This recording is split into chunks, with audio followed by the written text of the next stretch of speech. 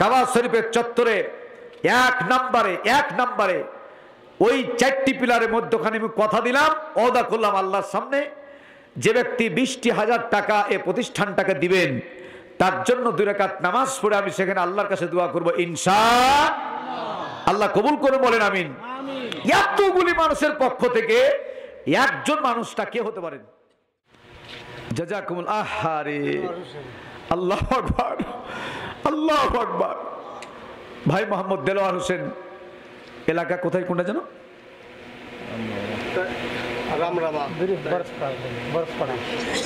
আপনার ব্যাখ্যা করে লেখেন। ভাই দেলোয়ার হোসেন 20,000 টাকা আব্বা মা বেঁচে আছেন, ভাইজান বেঁচে আছেন আলহামদুলিল্লাহ। একসাথে একটু আমি দোয়া করবো, আল্লাহ দেলোয়ার ভাইয়ের দান কবুল করুন, বলেন আমিন। আল্লাহ সোনার মক্কা মদিনা জিয়ারত না করে তাকে দুনিয়া থেকে নিও না, বলেন আমিন। আল্লাহ যদি একান্ত যেতে নাই পারে, আল্লাহ ঘুমের মাধ্যমে স্বপ্নের মাধ্যমে তোমার বন্ধুর সাথে তুমি এক নজর দেখা করে দিও, জবান খুলে বলেন আমিন। আসমানি বালা, জমিনি বালা, হাওয়াই বালা, সর্বপ্রকার বালা মুসিবত থেকে দেলোয়ার ভাইয়ের পরিবারকে আল্লাহ তুমি হেফাজত করিও, জবান খুলে বলেন আমিন। আমি ওয়াদা করলাম এই রসুলের ফুফু বাবে উম্মে হানি, সেখানে গিয়ে আপনার নামে এই 2 রাকাত নামাজ পড়ে আমি দোয়া করবো ইনশাআল্লাহ। আল্লাহ নবী বলেছেন বান্দাদের সামনে ফাকরাউ মা তায়াসসারা মিনাল কোরআন, কোরআনে কারীমের কোন অংশ থেকে যদি তেলাওয়াত করা হয়, তেলাওয়াত শোনার পরে বান্দারা যদি চিৎকার করে আল্লাহু আকবার বলে, একবার জোরে বলুন তো কি বলে? আল্লাহ রাব্বুল আলামিন খুশি হয়ে ওই বান্দার প্রতি 2টা পুরস্কার ঘোষণা করেন। একবার বলুন তো কয়টা পুরস্কার? 1 নাম্বার পুরস্কার হলো জাহান্নামের যতগুলি শাস্তি আছে, এক প্রকার শাস্তি হলো জাহান্নামের প্রচন্ড আগুন দিয়ে পোড়ানো। আল্লাহ নবী বললেন কোন বান্দা যদি আল্লাহর কোরআন শোনার পরে চিৎকার করে আল্লাহু আকবার ঘোষণা করে, আল্লাহ খুশি হয়ে অন্য আযাবে গ্রেফতার করতে পারেন, কিন্তু জাহান্নামের আগুন মুখমণ্ডল কোনোদিন স্পর্শ করবে না। সুবহানাল্লাহ। আর একটু জোরে বলা যায় না সুবহানাল্লাহ? 2 নম্বর হলো আল্লাহর জমিনে যতগুলি মহাসমুদ্র আছে আর সমস্ত মহাসমুদ্রে যতগুলি পানি আছে, সমস্ত দরিয়ার পানি পরিমাণ যদি সগীরা গুনাহ থাকে, আল্লাহর কোরআন শোনার পরে আন্তরিকতার সাথে আল্লাহু আকবার ঘোষণা করার সাথে সাথে দরিয়ার পানি পরিমাণ গুনাহ আল্লাহ তাআলা মাফ করে দেন। এবার থেকে আমরা ট্রেনিং ভুলে যাব নাকি? এটা কি বলবো? এটা শুধু আজকের জন্য না বেঁচে থাকা পর্যন্ত? আল্লাহ আমল করার তৌফিক দিন, বলেন আমিন। ওয়াজআলনা নাওমাকুম সুবাতান ওয়াজআলনা আল-লাইলা লিবাসান ওয়াজআলনা আন-নাহারা মা'আশা।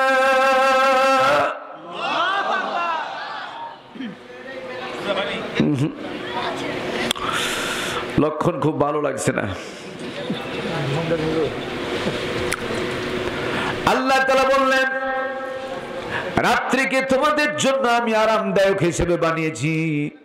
সারাটা দিন যখন আমার বান্দা বান্দি পেরেশান হয়ে যাবে কাজকর্মে গিয়া, কেউ অফিস আদালতে কাজ করবে, কেউ কৃষি ক্ষেতে কাজ করবে, কেউ ব্যবসা প্রতিষ্ঠানে কাজ করবে, আর কাজ করতে গিয়া মা বোনেরাও সারাটা দিন অফিস আদালতেও কাজ করতে পারবেন শরীয়তের বিধান মেনে, চাকরি করতে পারবেন, ব্যবসা করতে পারবেন। আমার ভাইরা, সারা দিনের সমস্ত ক্লান্ত দূর করার জন্য পৃথিবীর জমিনে এমন কোনো মেডিসিন নাই যে মেডিসিন ব্যবহার করলে আপনার সমস্ত ক্লান্ত দূর হয়ে যায়। অথচ আল্লাহ তাআলা বললেন আমি আল্লাহ তাআলা আমার বান্দা বান্দিকে এশা নামাজ পড়ার পরে আমার পক্ষ থেকে যত নিয়ামত আছে, অন্যতম একটা নিয়ামতের নাম হলো ঘুম। ঠিক কিনা? কথা বলেন ঠিক কিনা? ঘুম যে কত বড় নিয়ামত! যারা মেডিসিন ব্যবহার করে ঘুমায়, ঘুম আসে না, তারা যারা ঘুমের দাম কত বেশি। ঠিক কিনা? আল্লাহ পাক বললেন 5টি থেকে 6টি ঘন্টা যদি আমি ঘুম দান করি, সারা দিনের সমস্ত ক্লান্তি দূর হয়ে যায়। এ কথা ঠিক কিনা? মুসলমানেরা জবান খুলে বলুন ঠিক কিনা? আমার ভাইয়েরা, আরামের ঘুম হারাম করে দিয়ে বর্জন করে এই ময়দানে যদি না আসতেন, আপনাদের বিরুদ্ধে কোনো কি মামলা করা যেত? মামলা করা যেত? দারোগা দিয়ে পিটিয়ে নিয়ে আসা যেত? কোনোটাই না। একমাত্র যারা এসেছেন কেবলমাত্র শুধুমাত্র আল্লাহর কোরআনের সম্মানার্থে। কথা বলেন ঠিক কিনা? আমার ভাইয়েরা, প্রাণ খুলে শুনুন। এই জন্য মিসকাতুল মাসাবি বাবে কিতাবুস সালাহ অধ্যায়ে 749, 50, 51, 52, 6-4খানা হাদিস আল্লাহর নবী বর্ণনা করলেন। 5 ওয়াক্ত নামাজের ভিতরে 2 ওয়াক্ত নামাজের সওয়াব বেশি। চিৎকার করে ঘোষণা করুন কয় ওয়াক্ত নামাজে? একটা হলো সালাতুল ইসা, 1 নাম্বার। 2 নম্বর সালাতুল ফজর। ভাইরা আমার, একটু মনোযোগ দিয়ে শুনুন। যে কোনো কারণে নামাজ যদি জামাত ছুটে যায়, রাত্রি যত গভীর হবে ওই নামাজটা আপনার জন্য তত ভারী হয়ে যায়, বোঝা হয়ে যায়। এ কথা ঠিক কিনা? যতগুলা লোক আছে সবাই ঠিক বলেন নাই। ঠিক যে বলেন নাই এটাই হলো ঠিক। কারণ নামাজ আদায় না করলে ভারী হালকা বুঝবে কেমনে? এবার বলেন ঠিক কিনা? তাও বলে না। আপনি বলুন আর না বলুন, আল্লাহ রাব্বুল আলামিন কোরআনে কারিমে ঘোষণা করলেন, ওয়া ইন্নাহা লাকাবীরাতুন ইল্লা আলাল খাশিঈন। এই মুরব্বি, বাদাম খেলে কি আল্লাহ আকবার বলতে পারবেন? আপনি কি খানা খান নাই সারাদিন? কোরআনের চাইতে মুসলমানদের খাবার, উন্নত মানের খাবার আর নাই। প্লিজ, যেটা মুখে দিয়েছেন ওটা ফেলিয়েন না। চিবিয়ে ভেতরে দিয়ে দেন অনুগ্রহপূর্বক, দয়া করে। আর একটাও মুখে দিবেন না। যদি বাদাম খান, শয়তানের ওয়াসওয়াসা আসবে। কারণ আমাদের একটা অভ্যাস, বদ অভ্যাস আছে, কোনো কিছু খাওয়ার পরে আর একটা জিনিস খাইতে ইচ্ছা করে। বুঝা আসে নাই? আগরবাতি এই আগরবাতির টানে আপনি যখন উঠে যাবেন, শয়তান বললে যাওয়া যাবে না, আর হয়ে গেছে কাম। ঠিক না? ঠিক। এদিকে দাও, কাছে দাও। এই জন্য মেহেরবানি করে, দয়া করে আল্লাহর হস্তে মেহেরবানি খাবেন না। আপনারা বলবেন যে হুজুর আপনি নিষেধ করছেন, আপনার চা সামনে। আমার যতই কষ্ট হোক, 136টে মাহফিলে 57 নম্বর মাহফিল আজকে। আল্লাহ মাফ করুক, আল্লাহর হুকুমে ডায়াবেটিস 17 বছর। তো যদি আপনারা নিষেধ করেন তাহলে আমি এটাও খাবো না। তা আপনারা বলবেন যে হুজুর খাইতে নিষেধ করে, হুজুর খাই, এটা কেমন দলিল? এবার বিপদে পড়ে যাব। আমার কণ্ঠের জন্য একটু লেই। বিসমিল্লাহ। আমার ভাইয়েরা, আবার বলি আপনাদের, 1 নম্বর হলো ওয়া ইন্নাহা লাকাবীরাতুন ইল্লা আলাল খাশিঈন। নিশ্চয় নামাজ একটা ভারী কাজ। কে বলছেন? আল্লাহ। এটা কার কথা? আল্লাহ বলছেন নামাজ একটা ভারী কাজ। কিন্তু যারা মুত্তাকি, যারা তাকওয়াবান, যারা পরহেজগার, যারা দিনদার, যারা ইমানদার, ক্ষুধা পেলে খাবার পরে যেমন প্রশান্তি আসে, তৃষ্ণার্ত হলে পানি পান করার পরে যেমন প্রশান্তি আসে, যারা তাকওয়াবান তাদের জন্য ঘোষণা। আযানা মুয়াজ্জিন, সূরা ইউসুফের একটা খণ্ড। আল্লাহর গোলাম যখন মসজিদ থেকে আজান শুরু করলো, যে কোনো কাজে থাকেন না কেন, হাইয়া আলাস সালাহ,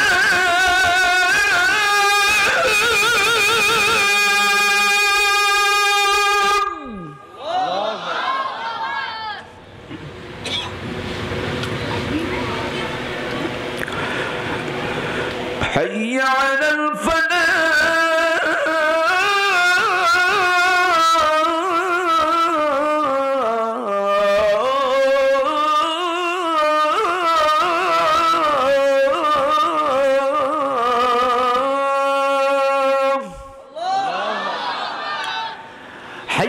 সালাহ এর অর্থ হচ্ছে নামাজের দিকে, সালাতের দিকে। এটুকু বলবেন না? অনেক ভদ্র বেয়াদব আছে, কুলাঙ্গার, তারা বলে নামাজ পড়ে কি লাভ, নামাজ পড়ে কে বড় লোক হয়েছে, এরকম কথা বলে না? বলে না? হাসি ঠাট্টার মধ্যে কবিরা গুনাহ করে নামাজ পড়ে কে বড় লোক হয়েছে। আরে হারামখোর, নামাজ যে পড়ে না সে জন্মের ছোট লোক, সে বেয়াদব, সে মুনাফিক। লা ঈমানা লিমান লা সালাতা, যার নামাজ নাই তার কোনো ঈমান নাই। নবী বলেছেন, কে বলেছেন? রাসূল বলেছেন লা ঈমানান, ওই ব্যক্তির কাছে কোনো ঈমান থাকতে পারে না, লিমান লা সালাতা, যার নামাজ নাই। বাইনাল আবদ ওয়া বাইনাল কুফরি তারকুস সালাহ, আল্লাহর গোলাম আর বান্দার মধ্যে যে জিনিসে পার্থক্য করে দেয় তার নাম হচ্ছে সালাত। ঠিক কিনা? জোরে বলেন ঠিক কিনা? এই ভাষাটা প্রয়োগ করার জন্য আন্তরিকভাবে দুঃখ প্রকাশ করছি। এই সামনে ছেলেরা ডিস্টার্ব করছে। আমার ভাইরা, এবার চলে আসুন, এবার চলে আসুন 2 নাম্বার সালাতুল ফজর। যেহেতু ঘুমের সাথে সম্পর্ক, যখন আপনি ঘুমিয়ে আছেন, আযানা মুয়াজ্জিন, ওই মুয়াজ্জিনই তখন ঘোষণা করলো as-salatu khayrun minan nawm।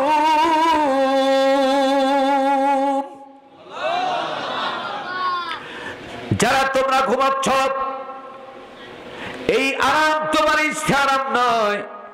স্থায়ী আরাম যদি তুমি পেতে চাও, এই মুহূর্তে তুমি জিহাদ করো। জোরে বলুন, কি করো? ও মুসলমানেরা, জোরে করে বলা লাগবে, কি করো? অনেকের কলিজার মধ্যে অনেক প্রশ্ন জাগছে।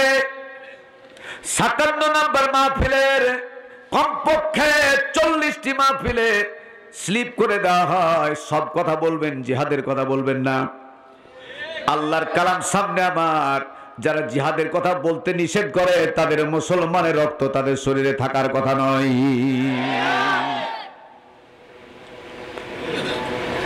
জিহাদ শব্দ আমাদেরকে বিভ্রান্তি ফেলেছে।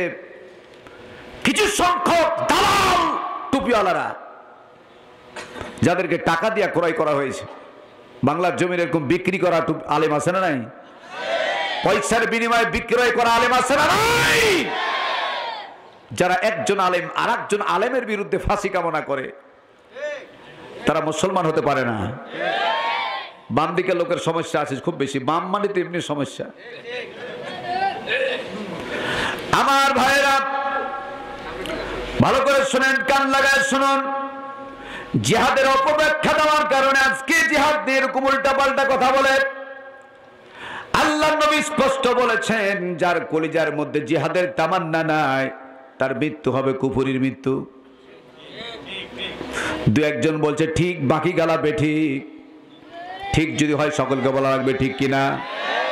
এই ঠিকটা যদি ওই জায়গায় বলতে না, সময়টা নষ্ট হতো না। আল্লাহ নবী আরো বলেছেন, ডক্টর আল্লামা ইকবাল রহমাতুল্লাহ আলাইহি এই প্রেক্ষিতে বলেছেন, এ শাহাদাত গাহে উলফত মে কদম রাখনা, এ শাহাদাত গাহে उल्फत में कदम रखना, लोग समझते हैं आशा है मुसलमान होना। क्यों যদি মুসলমান হতে চাও, মুসলমান হওয়া নরমাল কথা নয়। কেউ যদি মুসলমান হতে চায়, তার পূর্ব শর্ত হচ্ছে জিহাদের কাতারে শামিল হয়ে যাওয়া। কিসের কাতারে? জোরে বলা লাগবে, কিসের কাতারে? আমার ভাইয়েরা, আল্লাহ নবীকে জিহাদ সম্পর্কে প্রশ্ন করা হলো, ইয়া রাসূলুল্লাহ, ইয়া হাবিবাল্লাহ, জিহাদ কয় প্রকার এবং কি কি আপনি বলে দেন। নবীজি বললেন, জিহাদ হলো 2 প্রকার। প্রথমত জিহাদে আসগর আর জিহাদে আকবর, ছোট জিহাদ, বড় জিহাদ। আব্দুল্লাহ ইবনে জুবাইর রাদিয়াল্লাহু তাআলা আনহু রাসূলকে প্রশ্ন করলেন, ইয়া রাসূলুল্লাহ, ইয়া রাসূলুল্লাহ, ছোট জিহাদ কাকে বলে, বড় জিহাদ কাকে বলে, একটু বুঝায়া দেন। নবীজি তৎক্ষণাৎ বললেন, আমার সাথে অথবা সাহাবীদের নেতৃত্বে কেউ যদি কতলে কেতাল অর্থাৎ তরবারি নিয়ে, অস্ত্র নিয়ে জিহাদের ময়দানে যায়, কাফের মুশরিকদের বিরুদ্ধে কতলে কেতাল শুরু করে দেয়। এরকম ময়দানে জিহাদ করার নাম হলো ছোট জিহাদ। আর যে ব্যক্তি ফজরের নামাজ, ফজরের আজানের আগে ঘুমিয়ে আছেন, আজান আপনার কানে চলে গেছে, ওই মুহূর্তে বিছানা ছেড়ে দিয়া জামাতে সামিল হয়ে ফজরের জামাতে সামিল হওয়াটা, এই জিহাদে আকবর, এটা হলো বড় জিহাদ। আমি কি বুঝাতে পেরেছি? আমি কি বুঝাতে পেরেছি? এবার বলেন তো কেউ যে জিহাদ করা যাবে না? যাবে না, জিহাদ করতেই হবে, by hook or by crook. জিহাদ ছাড়া আপনি মুসলমান থাকতে পারেন না। তবে উল্টো পাল্টে ব্যাখ্যা দিলে চলবে না। জিহাদ মানে অন্যের সম্পদ দখল করার নাম জিহাদ নয়, অন্যকে অন্যায়ভাবে হত্যা করার নাম জিহাদ নয়, অন্যায়ভাবে গতি দখল করার নাম জিহাদ নয়, অন্যের সম্পদ লুণ্ঠন করার নাম জিহাদ নয়। জিহাদ হচ্ছে সেই পবিত্র শব্দ আল্লাহ যা কোরআনে বলেছেন তা বাস্তবায়ন করার জন্য প্রাণান্তকার প্রচেষ্টা চালিয়ে যাওয়ার নাম হলো জিহাদ। ঠিক না বে ঠিক? আর একটু চিৎকার মেরে জোরে বলেন না ঠিক না বে ঠিক? ভাইরা, সামান্য কিছুদিন পূর্বে, খুব ভালো করে জানেন আপনার সচেতন মানুষ, সামান্য কিছুদিন পূর্বে ভারতে এই কোরআন শরীফের 26টি আয়াতের বিরুদ্ধে রিট করেছিল। এ কথা ঠিক না বে ঠিক? রিট করে গোটা পৃথিবীর চাপে অন্তত হাইকোর্ট এবং সুপ্রিম কোর্ট থেকে তারা কোরআনের পক্ষে রায় দিয়েছে। ভারত কোরআনের পক্ষে রায় দেয়, এটা বড় কথা নয়, এটা সার্টিফিকেট নয়। সে দেখ আর না দেখ, কোরআন যেমন ছিল কোরআন তেমন আছে, কোরআন কিয়ামত পর্যন্ত তেমন থাকবে। কেউ যদি আবার ইসলাম উঠিয়ে দিতে চায়, ইসলাম উঠিয়ে দেওয়া লোক আছে না? কথা বলেন না, আছে না নাই? এটা তো অন্য দেশে নেই, আমাদের দেশেও আছে। ইসলাম থাকবে না এরকম কথা বলে না? বলে না? রাষ্ট্র ধর্ম থেকে ইসলাম থাকবে না বলে না? বলে না? যারা বলে আল্লাহ তাদেরকে পদচ্যুত করে, নাস্তানাবুদ করে, মাটির সাথে মিশিয়ে তলিয়ে পৃথিবীর ফুটবলের মতো করে যাযাবর করে তাদেরকে আবার ফেরত দেয়। ইসলাম ছিল, ইসলাম আছে, কিয়ামত পর্যন্ত ইসলাম তেমনটি থাকবে। যারা ঠিক বলেন নাই তারা কিন্তু ওদিকে ঢুকবেন। কথা বলে ঠিক কিনা? জোরে বলেন ঠিক কিনা? শুধু তাই না, আপনারা অনেকে জানেন বাংলাদেশে 1995 8 রমজান থেকে বিটিভি ওয়ার্ল্ড, বাংলাদেশ বেতার, এটা পুরাতন কোনো নতুন কোনো কথা নয়, এবং সদ্য সবে মাত্র এনটিভি আর টিভি, এই 4টা জায়গাতে আমি প্রোগ্রাম করে থাকি। পূর্বে এনটিভির প্রোগ্রাম ছিল, সেখানে বাংলাদেশের ঢাকা ইউনিভার্সিটির 2জন শিক্ষক, একজন সেলিম রেজা সায়েন্সের টিচার, আর একজন হচ্ছেন ডক্টর সামিয়া আক্তারুনা। আলোচনার প্রারম্ভে এই ভারতের বাতাস এসে তারা বলল কোরআন থেকে জিহাদ নামীয় আয়াতগুলাকে এক্সপান্ড করার দাবি করছি, উঠিয়ে দেওয়ার দাবি করছি।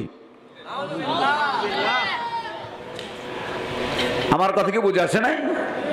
কেউ যদি কোরআন থেকে কিছু আয়াতকে উঠাতে চায়, আপনি চুপ করে বসে থাকবেন? মুসলমানের রক্ত থাকলে চুপ করে বসে থাকা যাবে? এটা আপনার ঠিক হবে? কোরআন কিন্তু কোনো দলীয় কিতাব না, কোরআন কিন্তু কোনো দলের কিতাব নয়, আল্লাহ কিন্তু কোনো দলের না। ঠিক না বলেন? আল্লাহ হলেন রব্বুল আলামিন। আলাম মানে কি? বিশ্ব জগৎ। বিশ্ব জগতে যত সৃষ্টি আছে সমস্ত সৃষ্টির রব যিনি, তিনি কে? আল্লাহ হলেন রব্বুল আলামিন। আল্লাহর পরে পরে বাদে আজ খোদা বুজুর্গতিকে সেই মুক্তাসার, আল্লাহর পরে পরে যার স্থান তিনি হলেন মুহাম্মদুর রাসূলুল্লাহ সাল্লাল্লাহু আলাইহি ওয়াসাল্লাম। আল্লাহ হলেন রব্বুল আলামিন, রাসূল হলেন রাহমাতুল লিল আলামিন। আল্লাহ হলেন বিশ্বজাহানের রব, রাসূল হলেন বিশ্বজাহানের জন্য রহমত। ঠিক কি না? এবার যে কোরআন নিয়ে কথা বলতে আছি সেই কোরআন সম্পর্কে আল্লাহকে জিজ্ঞেস করুন, আল্লাহ কোরআন কার? কোরআন কি মুসলমানের? আল্লাহ স্পষ্ট বলে দিলেন, আমি যেমন শুধু মুসলমানের না, আমি শুধু মুসলমানের রব নই, রব্বুল মুসলিমিন কোরআনে লেখা নাই, রব্বুল আলামিন লেখা আছে। কোরআন শুধু মুসলমানের জন্য নয়, রব্বুল মুসলিমিন লেখা আছে, কিন্তু রব্বুর রহমাতুল লিল আলামিন লেখা আছে। কোরআন সম্পর্কে আল্লাহ তাআলা বললেন যিকরুল লিল আলামিন। কোরআন হচ্ছে বিশ্বজাহানের সকলের জন্য কোরআন। সুবহানাল্লাহ বলেন। আমার ভাইরা, তাই বলি আমি, এক একজন একটা দলকে সাপোর্ট করতে পারেন, as you like best, আপনার পছন্দ, আপনি ইচ্ছা মতো গণতান্ত্রিক অধিকার আপনার আছে, কিন্তু আল্লাহর কোরআন নিয়ে বাজে বিহাব যদি করা হয়, বাংলাদেশ তো সেই বাংলাদেশ যেই বাংলাদেশে 40 থেকে 45 বছর পরে, 50 বছর কাছাকাছি পরে, দোষে হোক নির্দোষে হোক, আমরা ফাঁসির মঞ্চস্থ সাজাতে পেরেছি। চিৎকার করে বলেন ঠিক কিনা? চাইনা বাংলাদেশে ফাঁসির মঞ্চ সাজানো হয়েছে। তুমি দুনিয়ার থেকে চলে যাবে, আমি চলে যাব, ইতিহাস চলে যাবে না। যারা আজকে ইসলাম বিদ্বেষী কথা বলো, নাস্তিকের ভূমিকা পালন করো, ওয়েট অ্যান্ড সি, অপেক্ষা করো তোমরা। তোমাদের জন্য আদালত প্রয়োজন হবে না। ও নাস্তিকের গোষ্ঠীরা জেনে রাখো, কোরআনের আইন, কোরআনের হুকুম, কোরআনের আয়াতকে এক্সপান্ড করতে চাও, তোমাদের জন্য ঘোষণা করে গেলাম, তাহিরপুর ফাজল ডিগ্রি কলেজ ময়দানে, মাদ্রাসা ময়দানে তোমাদের জন্য আদালত প্রয়োজন হবে না। আল্লাহ যদি হায়াতে রাখে, গোটা জেলা আর থানার ওপেন ময়দানে তোমাদের জন্য ফাঁসির মঞ্চ তৈরি করা হবে। ওয়েট অ্যান্ড সি, সামান্য কিছুদিন অপেক্ষা করো। রাত্রের গভীরতা যত বেশি হয়, সুবহে সাদেক তত নিকটবর্তী হয়। এটা ভুলে গেলে চলবে না, ঠিক না? ঠিক কথা জোরে বলা লাগবে, ঠিক কিনা? আল্লাহ আমাদেরকে অপেক্ষা করার তৌফিক দান করুন। জবান খুলে বলেন আমিন। আবারও বলি আমি, আল্লাহ রাব্বুল আলামিন এর পক্ষ থেকে ঘোষণা আসলো, যে ঘুম তুমি ঘুমাচ্ছ, এই ঘুমটা তুমি ছেড়ে দাও। এই ঘুমটা ছেড়ে যদি কাতারে শামিল হয়ে যাও, জামাতে শামিল হয়ে যাও, মান ক্বরাআল কুরআন ফাস্তাজহারাহু ফাহাল্লা হালালাহু ওয়া হাররামা হারামাহু আদখালাল্লাহুল জান্নাহ আও কামা ক্বালা নবী সাল্লাল্লাহু আলাইহি ওয়াসাল্লাম।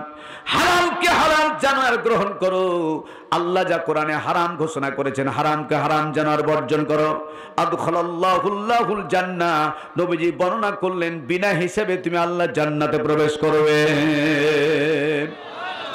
আমার ভাইরা, এই জন্য নামাজ সংক্রান্ত বিষয়ে তথ্য সামান্য কয়েকটা দিতে চাই। কিয়ামতের ময়দানে বিচার কাজ চলবে ঠিকই, কিন্তু এমন একটা দরজা থাকবে, জাহান্নামের দরজা, যে দরজাতে বিচার লাগবে না, বিনা বিচারে কিছু মানুষ জান্নাতে যাবে। কোরআন যার পক্ষে, মান ক্বালা রাসূলুল্লাহ জোরে বলেন সাল্লাল্লাহু আলাইহি ওয়াসাল্লাম, আল কুরআনু হুজ্জাতুল লাকা ওয়া আলাইকা ওয়া কামা ক্বালা নবী সাল্লাল্লাহু আলাইহি ওয়াসাল্লাম। আল্লাহ নবী বললেন, কোরআন হলো সেই কিতাব যা কিয়ামতের ময়দানে তোমাদের জন্য অবশ্যই অবশ্যই সুপারিশ করবে।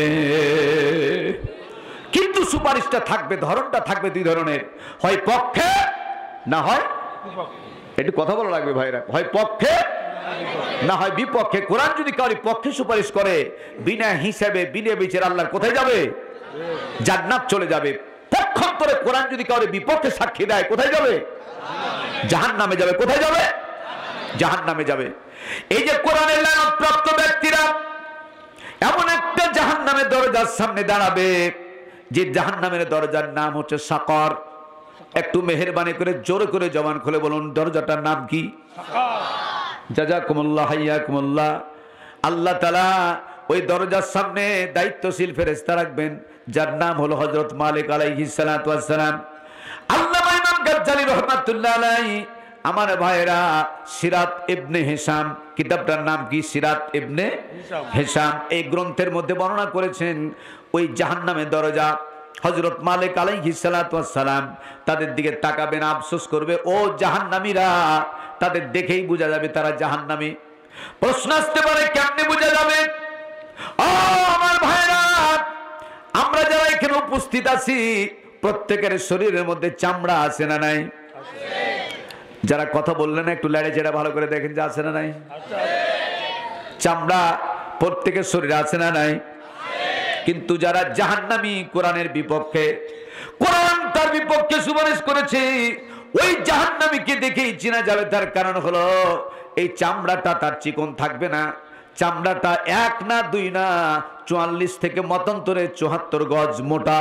চিৎকার মেরে বলেন নাউজুবিল্লাহ। আর একটু জোরে বলেন না নাউজুবিল্লাহ। চামড়া যদি হয় 74 গজ মোটা, তাহলে তার শরীরটা কেমন হবে জানা দরকার আছে না নাই? কথা বলা লাগবে জোরে করে। আল্লাহর নবীকে আব্দুল্লাহ ইবনে জুবাইর রাদিয়াল্লাহু তাআলা আনহু জিজ্ঞেস করলেন, ইয়া রাসূলুল্লাহ, তার চামড়া যদি হয় 74 গজ মোটা, তাহলে ওই জাহান্নামীটার শরীরের ব্যাসটা কেমন হবে? আল্লাহ নবী কিছুক্ষণ চুপ থাকার পরে পরে বললেন, মুসলিম শরীফে হাদিস, নবীজি বললেন, মক্কা আল মুকাররমা টু মদিনাতুল মুনাওয়ারা, এখানে যারা হজ করতে গিয়েছে, হাজি আছে না নাই? হাজি আছে না নাই? একটু বেয়াদবি করবো, মনে কিছু নিয়েন না। কারা কারা হজ করছেন একটু হাতটা তুলেন দেখি। যারা যারা গেছেন 1 2 3 3 3 3 4 জন 5 জন। আচ্ছা আলহামদুলিল্লাহ, বলি আলহামদুলিল্লাহ। জাযাকাল্লাহ ইয়াকাল্লাহ বারাকাল্লাহ।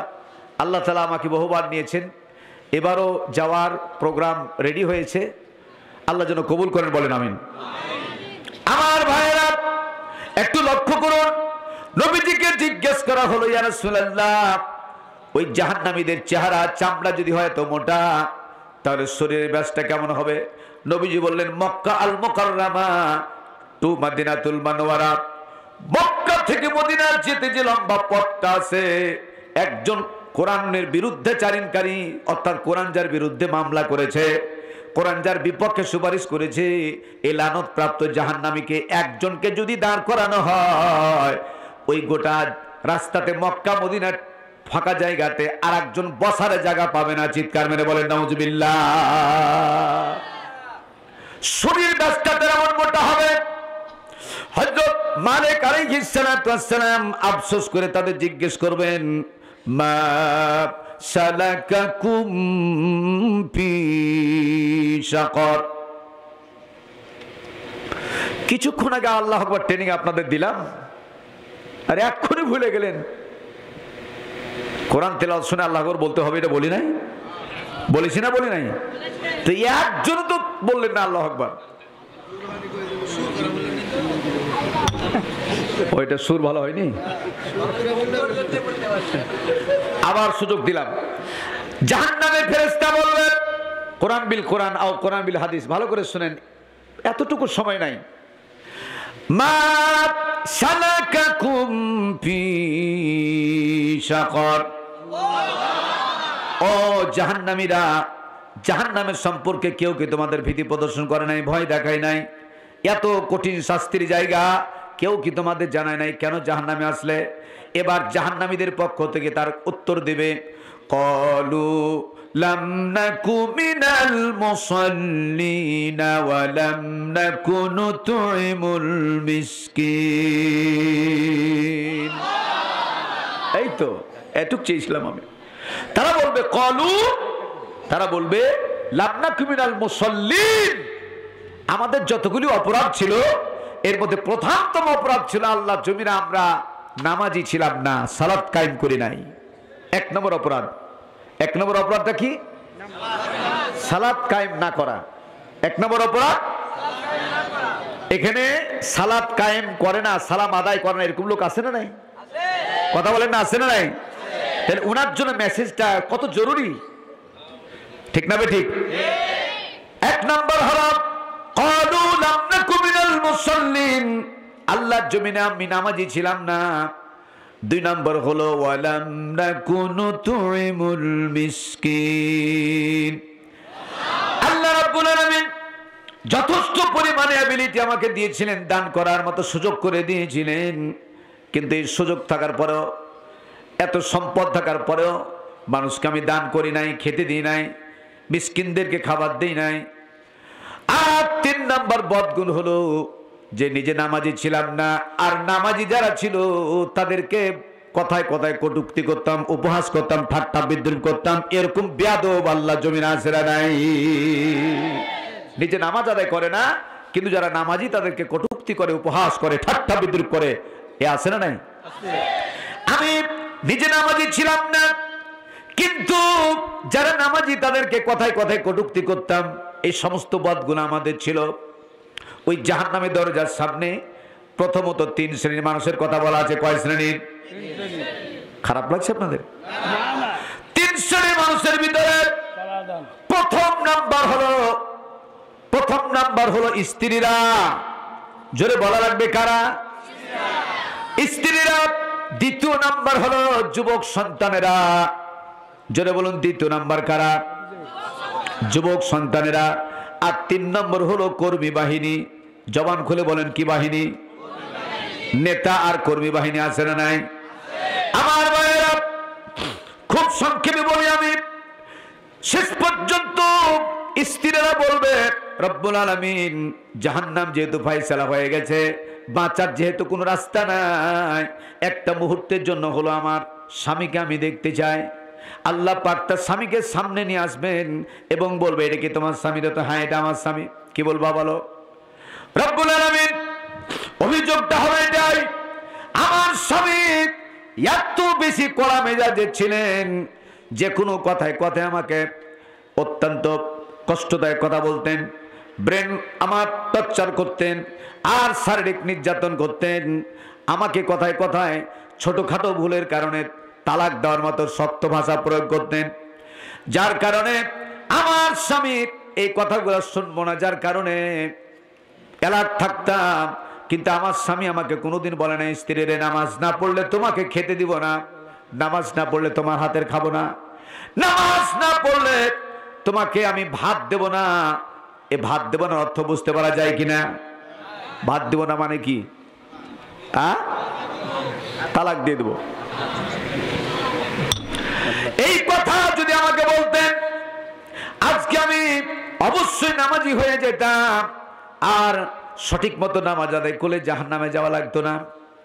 অতএব জাহান্নামে যেহেতু যাওয়া ছাড়া উপায় নাই, এই কুলাঙ্গার স্বামীকে ছেড়ে দিয়ে আমি জাহান্নামে যাব না। 2 নম্বর হলো কলিজার টুকরা যে সন্তানদের জন্য সুইস ব্যাংকে টাকা রেখেছেন, সত্য না মিথ্যা? যে সন্তানদের জন্য জনগণের টাকাকে লুটপাট করে নেয়া, বিদেশে বিদেশে পাহাড় করেছ, এই নজির বাংলার জমিন আছে না নাই? কথা জোরে করে বলা লাগবে, আছে না নাই? তুমি ভোগ করতে পারবে না। যেই টাকার পাহাড় করেছ, তোমার 14 গোষ্ঠী ভোগ করতে পারবে না। ভাইরা আমার, মনে করে রাখেন, যে পদ্মা সেতু তৈরি করা আছে, এই পদ্মা সেতু শুরু করেছিল 8,000 কোটি টাকা দিয়া। সেই পদ্মা সেতু এখন বর্তমান তার খরচের পরিমাণ দাঁড়িয়েছে 44,000 কোটি টাকা। আমার ভাইয়েরা, এটা আমি বড় কিছু মনে করি না। বাংলার জমিনের এমন কিছু দায়িত্বশীল আছে ওয়ার্ড কমিটি, থানাও না, ওয়ার্ড কমিটির কিছু দায়িত্বশীল আছে, সভাপতি, সেক্রেটারি, যাদের টাকা যদি একত্রিত করা হয়, 5টা থানার ওয়ার্ড কমিটির টাকা দিয়া আর একটা পদ্মা সেতু তৈরি করা সম্ভব হবে কিনা? কথা বোঝা যায় নাই? এই টাকাগুলি তোমার সম্পদের না, এই টাকাগুলি তোমার বাবার জমি থেকে উদ্ধার করো নাই, এই টাকাগুলি বাংলাদেশের প্রত্যেকটা মানুষের মাথার ঘামের টাকা, ঠিক না?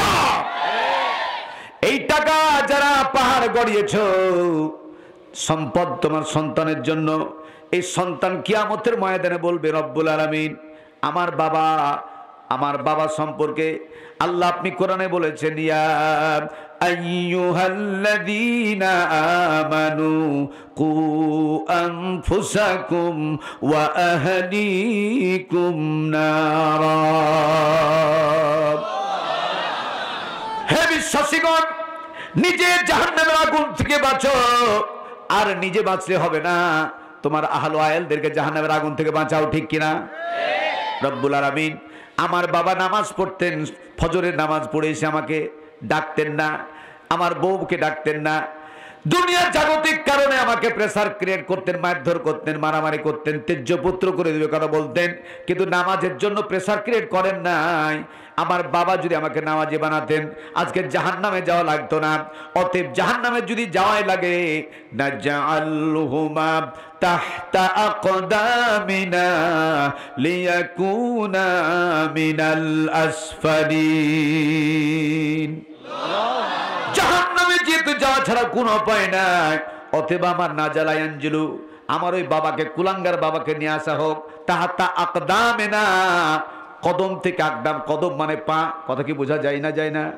ওই বুক, ওই বাবাকে ফেলে দিয়া তো ওই বাবার বুকের উপরে পা দিয়া টানতে টানতে একসাথে জাহান্নামে চলে যাব। চিৎকার মেরে বলেন নাউজুবিল্লাহ। ভাইরা আমার, এবার সংক্ষেপে ছেড়ে দেই। 3 নাম্বার হলো কর্মী বাহিনী। চিৎকার মেরে বলেন কি বাহিনী? কর্মী বাহিনীরা বলবে রব্বুল আলামিন, জাহান্নাম যেহেতু ফয়সালা হয়ে গেছে, আমার নেতাকে একটু আমি সামনে চাই। চিৎকার করে জোরে বলেন কাকে? আরো জোরে।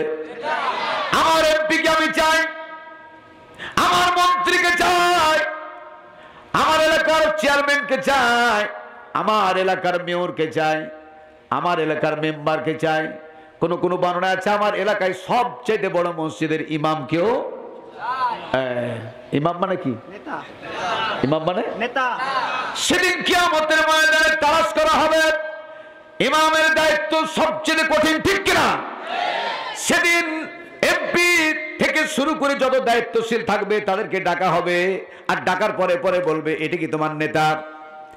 তৎক্ষণাৎ ওই কর্মী বাহিনী বলবে নাম, হ্যাঁ বাল্লানা আমির, এটা আমার নেতা। বাল্লানা আমির, আমির এটা হ্যাঁ আমার নেতা। কি বলবা বলো? না তো নেতাজি বাড়িতে খেতে বসেছিলাম, ওই মুহূর্তে আপনি মোবাইল দিলেন, আপনার মোবাইল পেয়ে খানা বন্ধ করে দিলাম, না জানি বস কোনো বিপদে পড়ছে, আপনার খানা বন্ধ করে দিয়ে আপনার কাছে দৌড়িয়ে গেলাম। আপনি আমার পিঠে এরকম করে কয়েকবার হালকা বাড়ি দিয়ে বললেন, অত্যন্ত খুশি হলেন, আর আমার জন্য ঘোষণা করলেন তোমার প্রতি আমি খুশি, যে কোনো বড় বড় বিপদ আসুক না কেন তোমার আমাকে স্মরণ করবা, পানির মতো সব বিপদ পার হয়ে যাবে। নেতারা বলে কি বলে না? জোরে করে বলা লাগবে, বলে কি বলে না? নেতাজি আজকে শুধু বিপদে পড়ি নাই, মহা বিপদে পড়েছি। ঠিক কিনা? কথা বলবেন ঠিক কিনা? এই মহা বিপদ থেকে আপনি আমারে বাঁচান, আমাকে বাঁচান। সেদিন কিয়ামতের ময়দানে ওই নেতা বলবে তোমার জানা উচিত ছিল, তোমার বোঝা উচিত ছিল, আমি বক্তব্য দিতাম কিন্তু আমার কথার মধ্যে কোরআন ছিল না। মান ক্বালা বিহি সাদাকা, যে ব্যক্তি কোরআন দিয়ে কথা বলে সে সত্য কথা বলে, যে কোরআন ছাড়া কথা বলে সে অসত্য কথা বলে ম্যাক্সিমাম। জোরে বলুন ঠিক কিনা? যে ব্যক্তি কোরআন দিয়ে বিচার ফাইসালা করে সে সত্য বিচার ফাইসালা করে, কথা বলেন ঠিক কিনা? যে ব্যক্তি কোরআন ছাড়া বিচার ফাইসালা করে ওই বিচার ফাইসালার মধ্যে অনেক গলতি থাকে, কথা বলেন ঠিক কিনা? সেদিন আপনি বলেছিলেন যত বড় বিপদ হোক না কেন আমাকে স্মরণ করবা, আজকে মহা বিপদে পড়েছি, আপনি এই বিপদ থেকে আপনি আমারে বাঁচান। সেদিন কিয়ামতের ময়দানে নেতা বলবে তোমার বোঝা উচিত ছিল, আমার বক্তব্যে কোরআন ছিল না, আমার পোশাকে কোরআন ছিল না, আমার পরিবারে কোরআন ছিল না, আমাকে কেন তুমি নেতা মেনেছিলে? নেতা মানা উচিত ছিল ওই ব্যক্তিকে যারা কোরআন দিয়া কথা বলতো। নেতা মানা উচিত ছিল তাকে যাদের আমলের মধ্যে কোরআন ছিল, পোশাকে কোরআন ছিল, মুখে কোরআন ছিল, প্র্যাকটিক্যাল থিওরিক্যাল কোরআন মেনেছে, জীবন যাপন করেছে কোরআন দিয়া। কথা বলেন ঠিক কিনা? এরকম নেতা দুনিয়াতে আছে না নাই? কোরআনে সব কথা আল্লাহ বলেছেন, কিন্তু নেতা কেমন বানাবা এটা বলেছেন না বলে নাই? কেন কথা বলেন না? বলেছে না বলে নাই? সূরা আল ইমরান কোন সূরা? 28 নম্বর আয়াত। কয় নম্বর আয়াত? আবার ঘোষণা করুন কোন সূরা, কয় নম্বর আয়াত? আল্লাহ তাআলা বললেন লা ইয়াত্তাখিযুল মুমিনুনাল কাফিরিনা আউলিয়া মিন দুনিল মুমিনিন ومن يفعل ذلك فليس من الله في شيء إلا أن تتقوا منهم تقاة ويحذركم الله نفسا وإلى الله المصير এই ঘোষণা কার? আল্লাহ তাআলা বললেন লা, এই লামটা কোন লাম? লামে লামে হ্যাঁ দেখে যে মনে হচ্ছে অনেক আলেম আছে। এই লামটা কি লাম? লা, ইন্না লিল্লাহি লাই নাফি আও লামে তাকিদ। এই লাম আল্লাহ ব্যবহার করলেন কখনো না একজন মুমিন আরেকজন মুমিন ছাড়া, একজন মুমিন আরেকজন দিনদার ছাড়া, ইমানদার ছাড়া, মুত্তাকি ছাড়া, পরেজগার ছাড়া, এরকম ব্যক্তি ছাড়া তোমরা সমাজের নেতৃত্ব কর্তৃত্ব তার হাতে তুলে দেবে না। এই কথা কি বোঝা গেছে? বাংলাটা বোঝা যায়নি? একজন নেককার আমাদের খেয়ানত করে না এরকম ব্যক্তি ছাড়া মদখোর, নেশাখোর, গাঁজাখোর এরকম লোককে তোমরা নেতা বানাবে না। এটা কার নিষেধ? আল্লাহ তাআলা বললেন আমার বিধানকে উপেক্ষা করে, আমার হুকুম লঙ্ঘন করে একজন আমানতের খেয়ানতকারীকে তোমরা যদি নেতা বানায় দাও, ওয়ামান ইয়াফআল যালিকা ফালাইসা মিনাল্লাহি ফি শাইইন। এমন একটা দিন আসবে আল্লাহর সাহায্য ছাড়া কোনো সাহায্য থাকবে না। সেদিন কিয়ামতের ময়দানে এই ঈমান লঙ্ঘন, আমল লঙ্ঘন করার কারণে, হুকুম লঙ্ঘন করার কারণে সেদিন কিয়ামতের ময়দানে আমি আল্লাহর সাথে তোমাদের কোনো সম্পর্ক থাকবে না। চিৎকার মেরে বলেন নাউজুবিল্লাহ। আর একটু জোরে বলেন না নাউজুবিল্লাহ। অতএব আমরা নেতাকে চাই না, আল্লাহকে। কথা কেন বলা না? জোরে জোরে বলো না। কাকে চাই আমরা? আল্লাহ তোমাকেই চায়। আল্লাহকে যেন পেতে পারি এরকম আমাদেরকে আমল করার তৌফিক আল্লাহ যেন দান করেন, বলেন আমিন। আর কথা নাই, পড়ুন আমার সাথে, আউযু বিল্লাহি মিনাশ শাইতানির রাজিম, বিসমিল্লাহির রহমানির রহিম। বিতাড়িত মাদ্দুর শয়তান ও ওয়াসওয়াসা থেকে আল্লাহর কাছে পানা চেয়ে পরম করুণাময় আল্লাহ তাআলা নামে শুরু করছি। পড়ুন, তাবারাকাল্লাযী বিয়াদিহিল মুলকু ওয়া হুয়া আলা কুল্লি শাইইন কাদির, আল্লাযী খালাকাল মাউতা ওয়াল হায়াতা লিয়াবলুয়াকুম আইয়ুকুম আহসানু আমালা ওয়া হুয়াল আজিজুল গফুর। সাদ্দাকতা ইয়া রাব্বানা। কোরআনে কারীম সূরা আল মুলক 29 পারা। নবীজি বলেছেন এই সূরা সম্পর্কে প্রথম এট ফার্স্ট সেক্রিফিশন, ভালো করে শুনেন কান লাগিয়া। আল্লাহ রাসূল বলছেন আমি, আমার ইচ্ছা হয় যে আমার প্রত্যেকটা উম্মতের সিনার ভিতরে সূরা মুলক থাকুক। সুবহানাল্লাহ বলবেন না? কে বলছেন? বিশ্বনবী। বিশ্বনবী মুহাম্মদুর রাসূলুল্লাহ সাল্লাল্লাহু আলাইহি ওয়াসাল্লাম বলছেন আমার দিল চায়, ভালো করে শুনেন, বুখারী শরীফ সরাবাতুল বারী 1711 নম্বর হাদিস, আমার দিল চায় প্রত্যেকটা আমার উম্মতের সিনার ভিতরে সূরা মুলক থাকুক। সুবহানাল্লাহ বলেন। এত গুরুত্বপূর্ণ কথা। কারণ কি?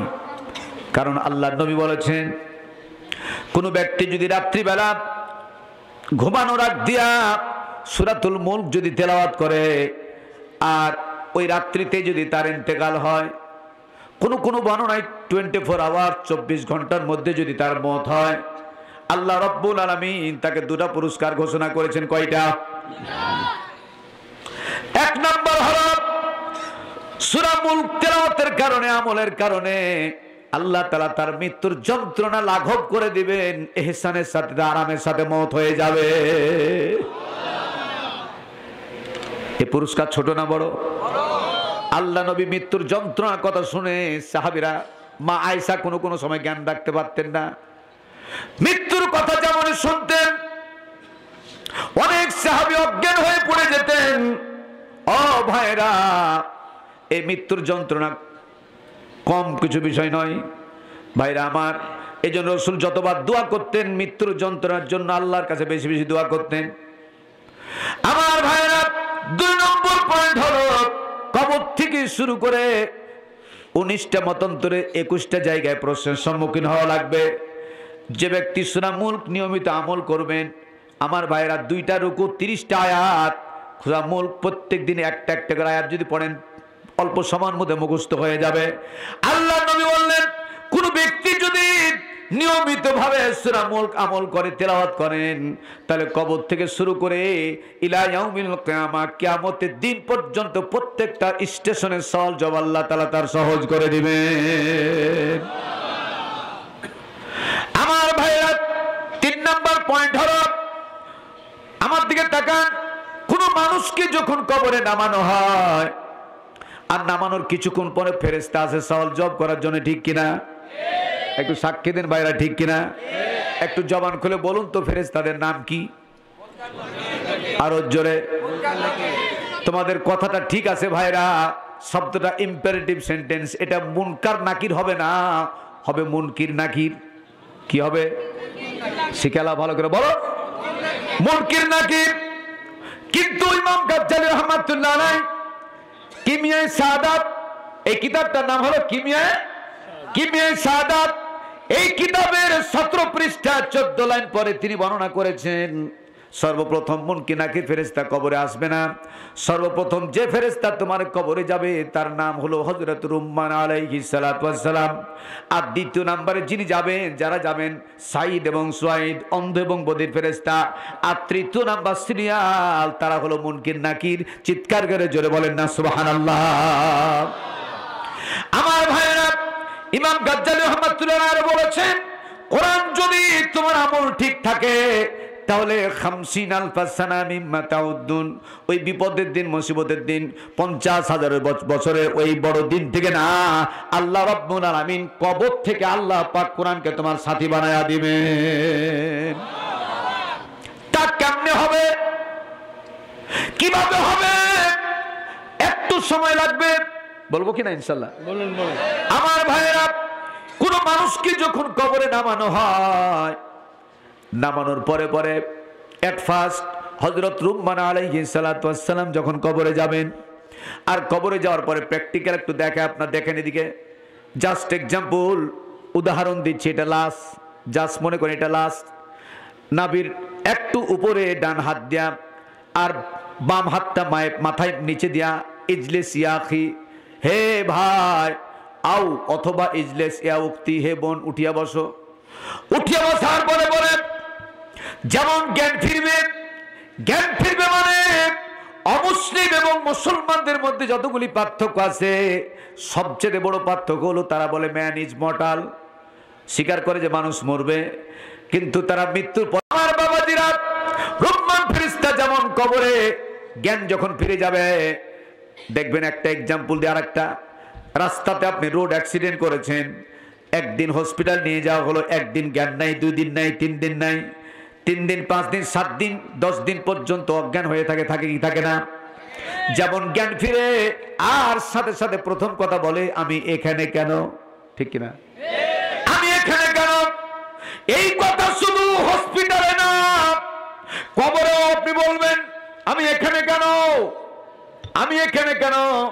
অনেকের ভাষায় তোমার মত হয়েছে, মত এর সবচেয়ে উত্তম শব্দ হলো ইন্তেকাল হয়েছে, ইন্তাকি থেকে ইন্তেকাল, স্থানান্তরিত হয়ে তুমি কবরে এসেছো। আমার ভাইয়েরা লক্ষ্য করুন, রহমান ফেরেশতা বলবে তোমার ইন্তেকাল হয়েছে। আমার ভাইয়েরা, যেটাকে আমরা মত বলি, মত হয়েছে।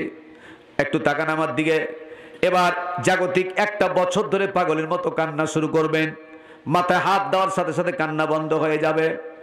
সঙ্গে সঙ্গে রহমান আলাইহিস সালাতু ওয়াস সালাম জিজ্ঞাসা করবে, না ইনা কালামুন, কলম দাও। আইনা ইখওয়াতুকুম আইনা আসাদুকুম, একটা খাতা দাও, একটা কলম দাও, লেখার জন্য কালি লাও, কালি রাখবে, এগুলো দাও।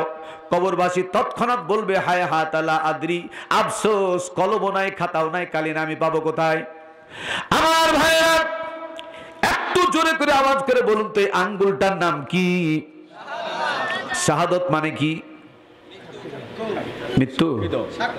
হায় হায় হায় হায়, এত বড় মাদ্রাসার ময়দানে যদি শাহাদত মানে মৃত্যু বলেন, ও শহীদ, তাহলে ও আরেক দিয়ে গেছে, ও শহীদ মানে মৃত্যু, এটা হয়তো বলছে। শাহাদত মানে সাক্ষ্য প্রদান করা। কি প্রদান করা? আমরা নামাজের সালাতের মাধ্যমে আঙ্গুল এভাবে করি না, এটার অর্থটা কি? সাক্ষ্য প্রদান করা। সুবহানাল্লাহ বলেন। আমার ভাইরা সঙ্গে সঙ্গে রব্বানা আলাইহিস সালাতু ওয়াস সালাম আঙ্গুলটাতে টান দিবেন। ইমাম গাজ্জালী রাহমাতুল্লাহ আলাইহি লিখেছেন, কিমিয়ায়ে শাহাদাত নামক কিতাবের মধ্যে 17 পৃষ্ঠায় দেখবেন, কলমটা বানাবেন আর কাফনের কাপড়ের একটা অংশকে নিয়ে লেখার ব্যবস্থা করবেন। জিহ্বাটাকে টান দিয়া 2টা দাগ দেওয়ানো হবে, ডান দিকে বিয়ামিন, উনজুর বিয়ামিন, তাকান এদিকে। যেমন ডান দিকে দাগ দিবে সবুজ রঙের কালি বেরিয়ে আসবে, আর যখন বাম দিকে ডাক দিবে, টান দিবেন, লাল রঙের কালি বেরিয়ে আসবেন। কাফনের কাপড় নামিয়ে এই কাগজে লেখা শুরু করবেন। সবুজ কালি থাকবে ততক্ষণ যতক্ষণ আপনার আমলনামায় নেকি আছে, সওয়াব আছে। নেকি সওয়াব শেষ ইকুয়াল টু সবুজ কালি। বলেন সবুজ কালি শেষ। Red signal is equal to dangerous signal, ঠিক কিনা? জান্নাতীদের পোশাক হবে সবুজ রঙের, আর জাহান্নামীদের প্রথম পোশাক হবে লাল বর্ণের, ঠিক কিনা?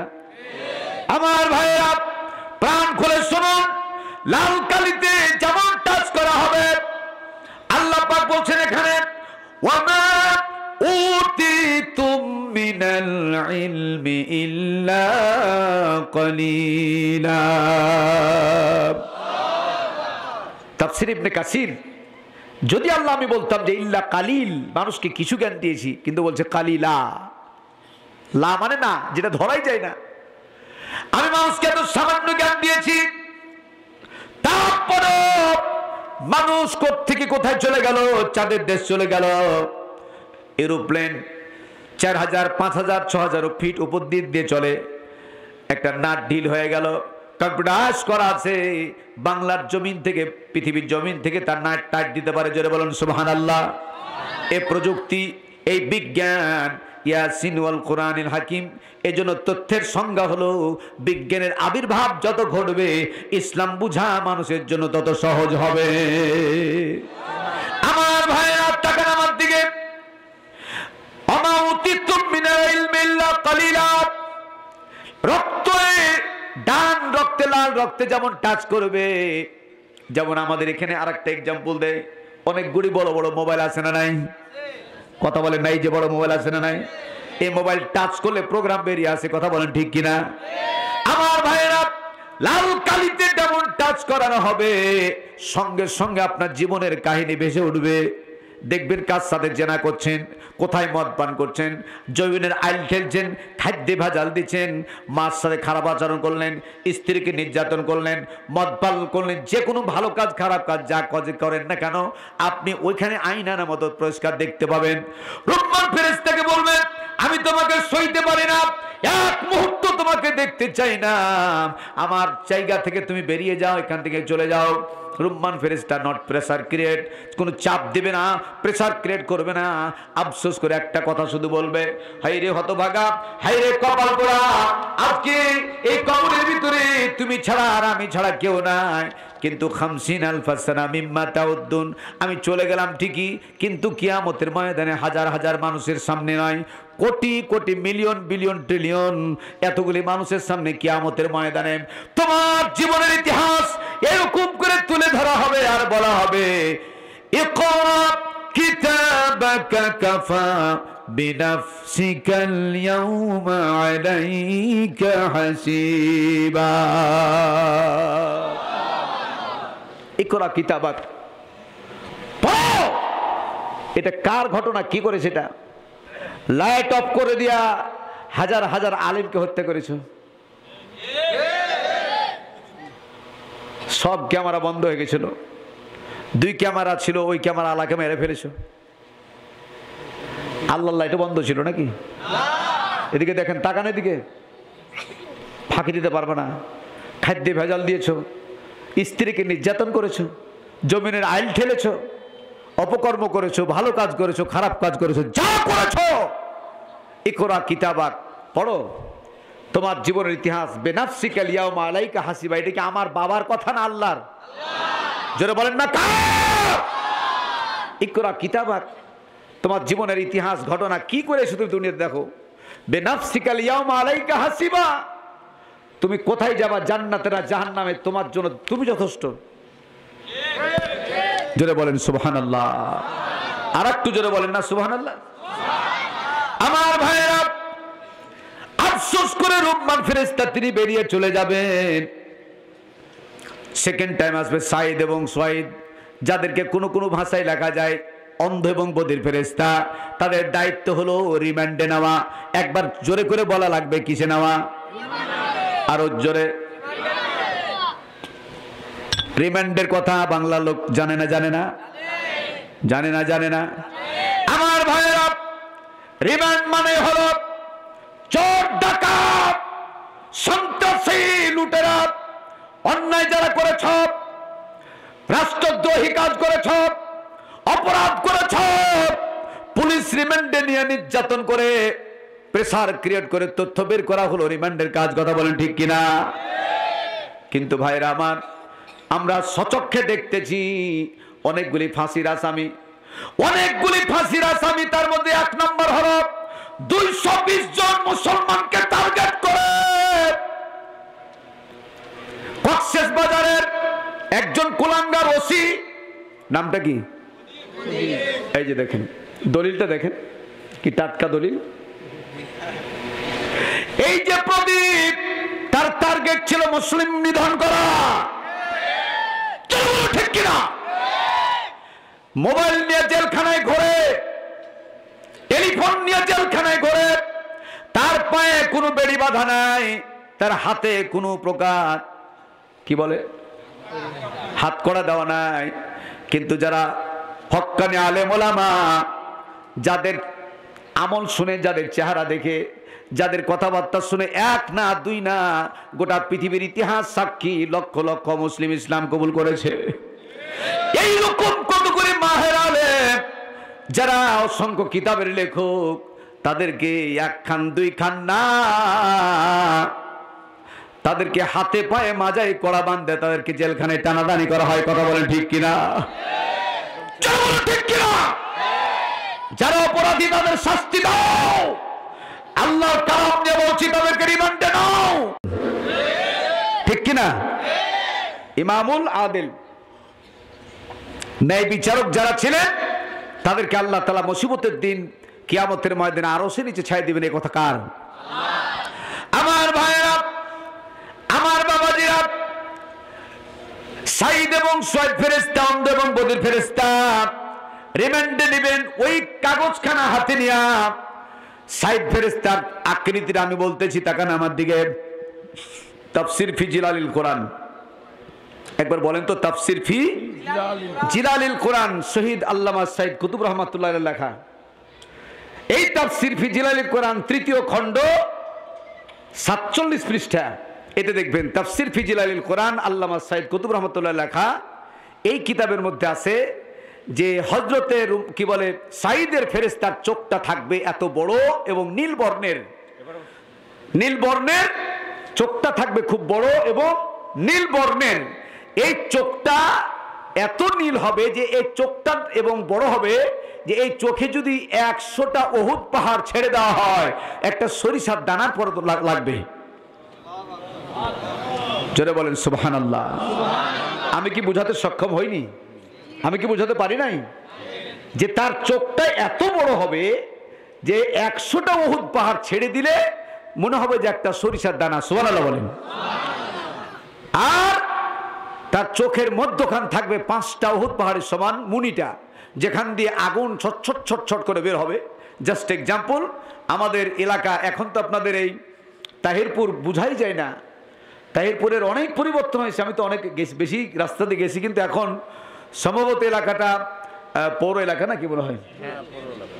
নিশ্চয়ই এই মেয়র খুব ভালো মেয়র, কাজ করা মেয়র, বোঝা গেল অনেক পরিবর্তন করে দিয়েছে। আমি তো বহু চলিয়ে রাস্তা দিয়ে, আমি একজন পৌরসভার স্টাফ হিসাবে আমি জানি অনেক তথ্য। ভাইরা আমার, ওই এখন এর জন্য বললাম যে এগুলি আপনার মনে হচ্ছে যে একবারে বড় বড় শহরে পরিণত হয়েছে, ঠিক না? ঠিক, অনেক দোকানপাট, অনেক উন্নতি, রাস্তাঘাট, কালভার্ট, ব্রিজ, এগুলি। শুধু দীর্ঘদিন একটা অবহেলিত রাস্তা ছিল, সেটা হলো এই যে পুঠিয়ার থেকে আসা নাকি, ওটা কি ভালো হচ্ছে? ওটা ওটার বাপ মা আছে?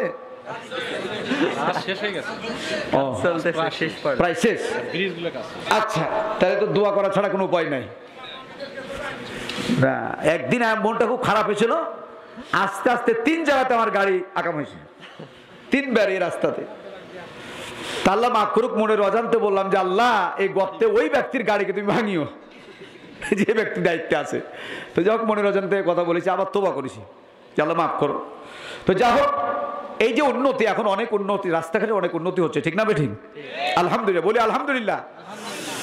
তো আমি যে কথা বলতেছিলাম, এই রাস্তার পাশে দেখবেন অনেক সময়, জাস্ট এক্সাম্পল, সাইড ফেরেশতার চোখের বর্ণনা দিচ্ছিলাম যে একটা লোহাকে আর একটা লোহাতে জোর দিলে, একটা স্টিক যখন দেয় প্লাস মাইনাস করলে ছট ছট ছট ছট করে আগুন জ্বলে।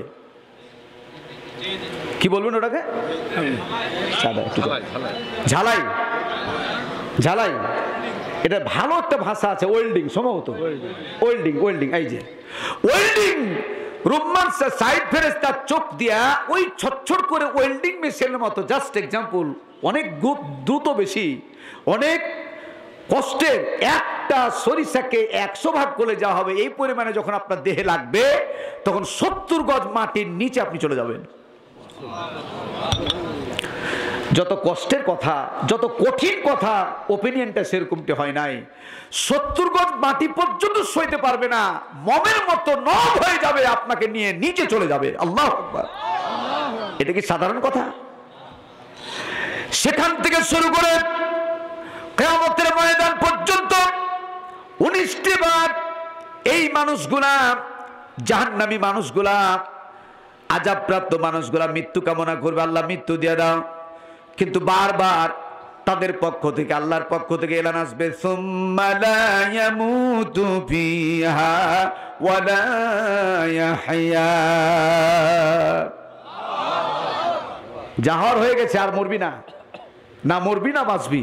সুম্মা লা ইয়ামুতু ফিহা ওয়া লা ইয়াহইয়া, আর মরবিও না বাঁচবিও না। কষ্ট হচ্ছে আপনাদের? আমার ভাইরা আবার উঠে যাবে, প্রেসার ক্রিয়েট করে তার সমস্ত তথ্যগুলি নেওয়া হবে। আর তথ্যগুলি নেওয়ার পর এদিকে তাকান, আমার দিকে তাকান, প্র্যাকটিক্যালি প্রত্যেকটা পুরুষের লোকের গলকণ্ড এখানে একটা উঁচা জায়গা আছে না নাই? কথা বলেন না, আছে না নাই? যারা কথা বলেন একটু লেড়ে ছেড়ে দেখেন, কথা বলেন আছে না নাই? আমার ভাইয়েরা, সেদিন কিয়ামতের ময়দানে এই কাগজখানা মুড়ায়া সাইদ এবং সোয়াইদ ফেরেশতার তথ্যগুলি নেওয়ার পরে এই গলকণ্ডলের এখানে এটা চিরে যখন ভরে দেবে, আল্লাহ তাআলা এই কথা কোরআনে বর্ণনা করেছেন, ফালাউলা ইদা বালাগাতিল হুলকুম ওয়া আনতুম হিনাইযিন তানজুরুন।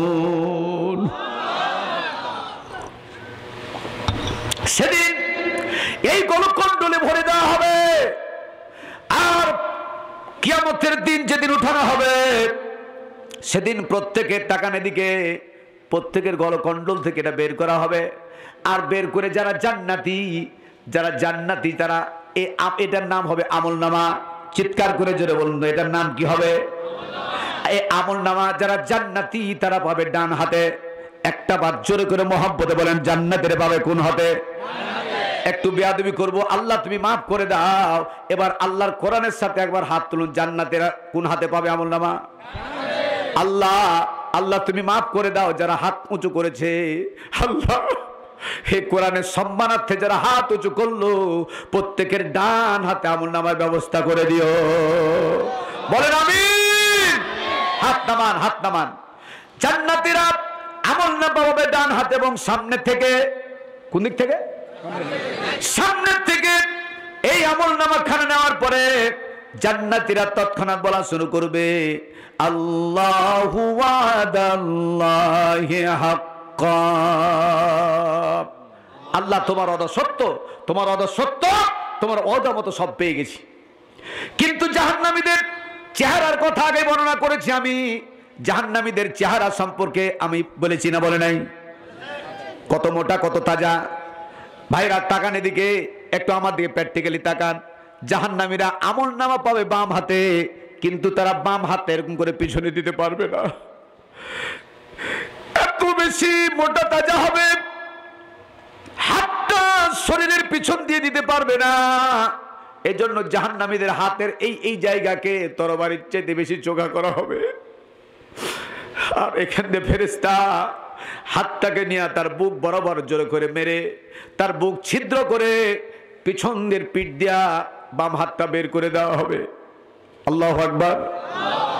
এই হাতখানা বের হওয়ার পরে, এই খান থেকে আমলনামা নেওয়ার পরে বাম হাতে তার চিপে দেওয়া হবে, লাগিয়ে দেওয়া হবে। এবার বলবে হাত টেনে নাও। ফিনকি দিয়া অনেক রক্ত বেরিয়ে যাবে। হাতটা যখন টেনে নিবে প্রচুর কষ্ট হবে।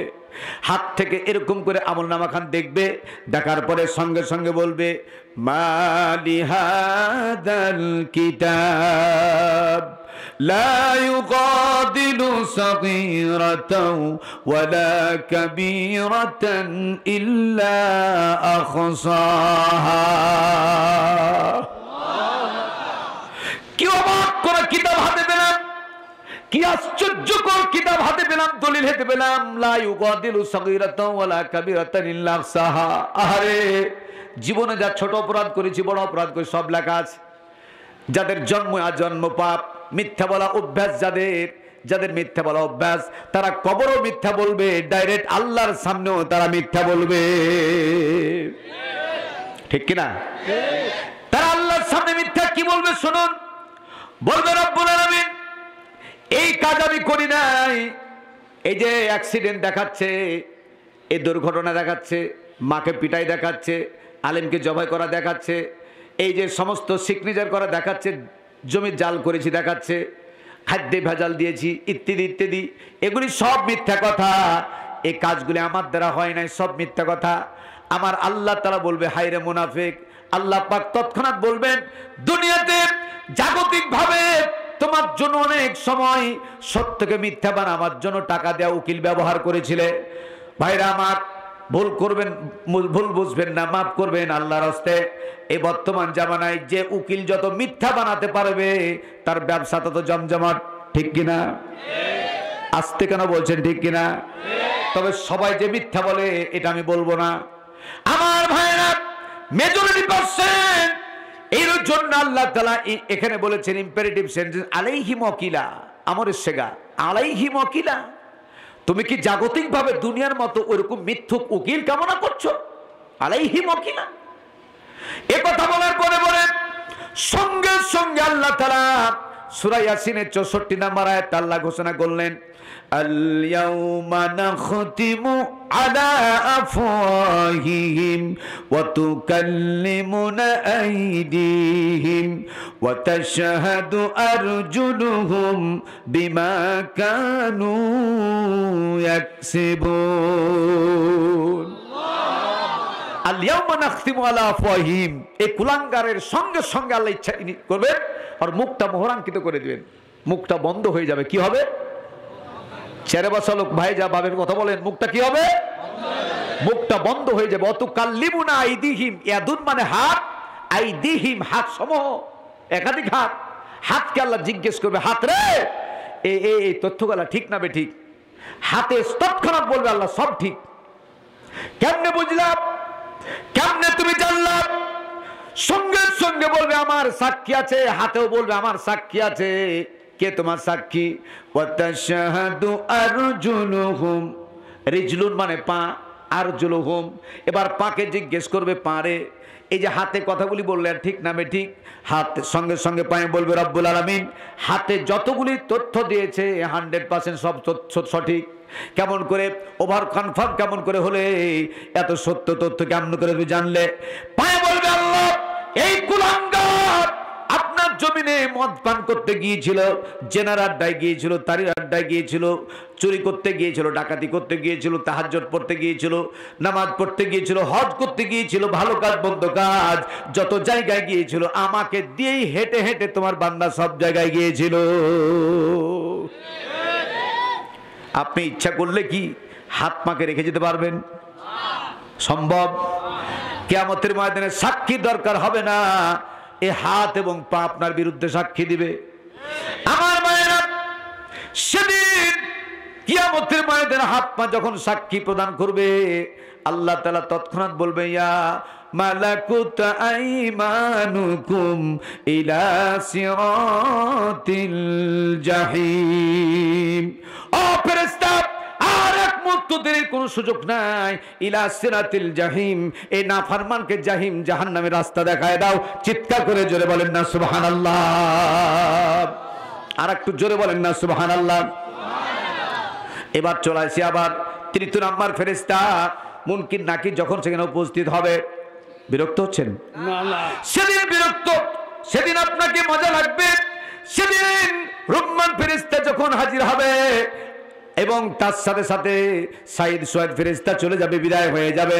থার্ড টাইম ফাইনাল ডিসিশন, চূড়ান্ত ফয়সালার জন্য মুনকির নাকির ফেরেশতা আগমন ঘটবেন। আসার পরে পরে আপনাদের প্রথমে বলেছি, কোরআন যদি কারোর পক্ষে সুপারিশ করা হয় আর সূরা মুলক যদি আপনি নিয়মিত আমল করেন, তার ফাজাইল এতদূর পর্যন্ত আপনাকে নিয়ে আসলাম। আমার ভাইয়েরা, সেদিন ওই কবরকে মাশরিক থেকে মাগরিব পর্যন্ত, শিমাল থেকে জুনুব পর্যন্ত প্রশস্ত করে দেওয়া হবে।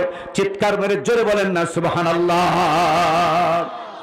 মাসুম বাচ্চা, মুঠোন হাতের চাইতে একটু বড় মাসুম আকারে একটা বাচ্চা মানুষের আকৃতিতে অবস্থান করবে এবং ফেরেশতাদের বলবে, মান আনতা, তোমরা কারা? তারা বলবে, নাহনু মালাকানে, আমরা আল্লাহর প্রেরিত ফেরেশতা। আইনা তাজহাব, কোথা থেকে আসলে, কই যাইবা? আর সাজিম থেকে এসেছি এখানে সওয়াল জবাব নেওয়ার জন্যে। তৎক্ষণাৎ ছোট বাচ্চা বলবে, ওকে ঘুম ভাঙায়ও না, ওকে জাগায়ও না। এই ব্যক্তি কোরআনের জন্য জেগে জেগে তাহাজ্জুদ পড়েছে। এই ব্যক্তি কোরআন দিয়া এমন দায়িত্ব পালন করার কারণে, এমন কোরআনের দায়িত্ব পালন করার কারণে, দায়িত্বশীল হওয়ার কারণে অনেক দিন বাড়িতে ঘুমাতে পারে নাই, অনেক দিন তাকে পানের বরজে ঘুমাতে হয়েছে, অনেক দিন তাকে কবরস্থানে গিয়া মরা লাশের পাশে ঘুমাতে হয়েছে। এরকম করে বাড়িতে ঘুমাতে দেয় নাই একমাত্র শুধুমাত্র কোরআনের জন্য। এরকম রিপোর্ট আছে না নাই?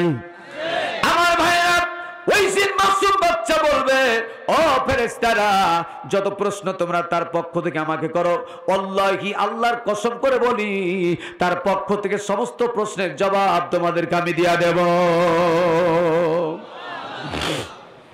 আমার ভাইরা, এক পর্যায়ে সওয়াল জবাব যখন কমপ্লিট হয়ে যাবে, আল্লাহ তাআলার হুকুমে ফেরেশতারা যখন সন্তুষ্ট হয়ে ফিরে যাবে, জান্নাতের সুড়ঙ্গ পয়দা হয়ে যাবে, আর চোখ এত তেজস্বী করা হবে, চোখের পাওয়ার।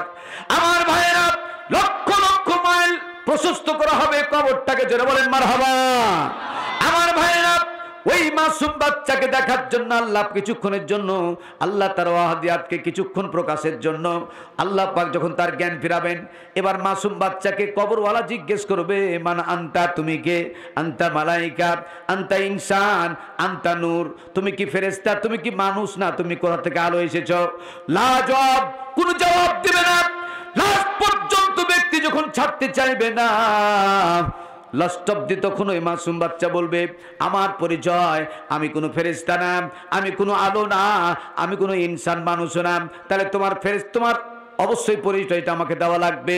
সঙ্গে সঙ্গে মাসুম বাচ্চা বলবে, ফাকরাউ মা তায়াসসারা মিনাল কুরআন।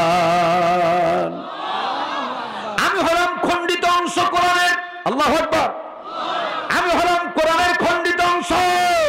এই তোমার নিয়ম ছিল রাত্রিবেলা সূরা মুলক তেলাওয়াত করা, সকালবেলা সূরা রহমান তেলাওয়াত করা, দুপুরে সূরা ইয়াসিন তেলাওয়াত করা, সূরা ওয়াকিয়া তেলাওয়াত করা। এগুলো তোমার অভ্যাস ছিল, যার কারণে আল্লাহ পাক রব্বুল আলামিন আমি কোরআনকে তোমার কবরে সাথী হিসেবে আল্লাহ পাক আমাকে পাঠিয়ে দিয়েছে। ভাইরা আমার, বাবাজিরা আমার, সঙ্গে সঙ্গে কবরওয়ালা বলবে, এখনই তোমার ডিউটি শেষ হলো না, কি কি বলতে চাও? ওই মধ্যে মাসুম বাচ্চা অর্থাৎ খণ্ডিত কোরআন বলবে। আল্লাহ পাক যখন কাউকে কাউরে সেবার জন্য পাঠায় দেয়, তখন আমার জন্য জেনে রাখো 1 ঘন্টা 2 ঘন্টা না, 1 দিন না 2 দিন না, 1 মাস না 2 মাস না, এই কবর থেকে শুরু করে ইলা ইয়াউমিল কিয়ামা, এই কবর থেকে শুরু করে কিয়ামতের দিন পর্যন্ত জান্নাতুন নাঈম একটা জান্নাতীদের দরজা থাকবে। জান্নাতুন নাঈম একটা দরজা, কোরআন প্রেমিক ছাড়া সেখানে ঢুকতে পারবে না। রাইয়ান নামক দরজা থাকবে, রোজাদার ছাড়া সেখানে প্রবেশ করতে কেউ পারবে না। ওই জান্নাতুন নাঈম, ওই দরজা পর্যন্ত আমি তোমার সাথী হয়ে গেলাম। চিৎকার মেরে বলেন সুবহানাল্লাহ।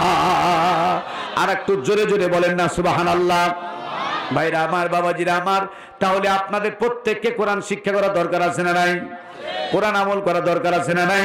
আল্লাহ বেশি বেশি কোরআন সূরা মুলক তেলাওয়াত করার তৌফিক আল্লাহ আমাদের দান করুন, বলেন আমিন।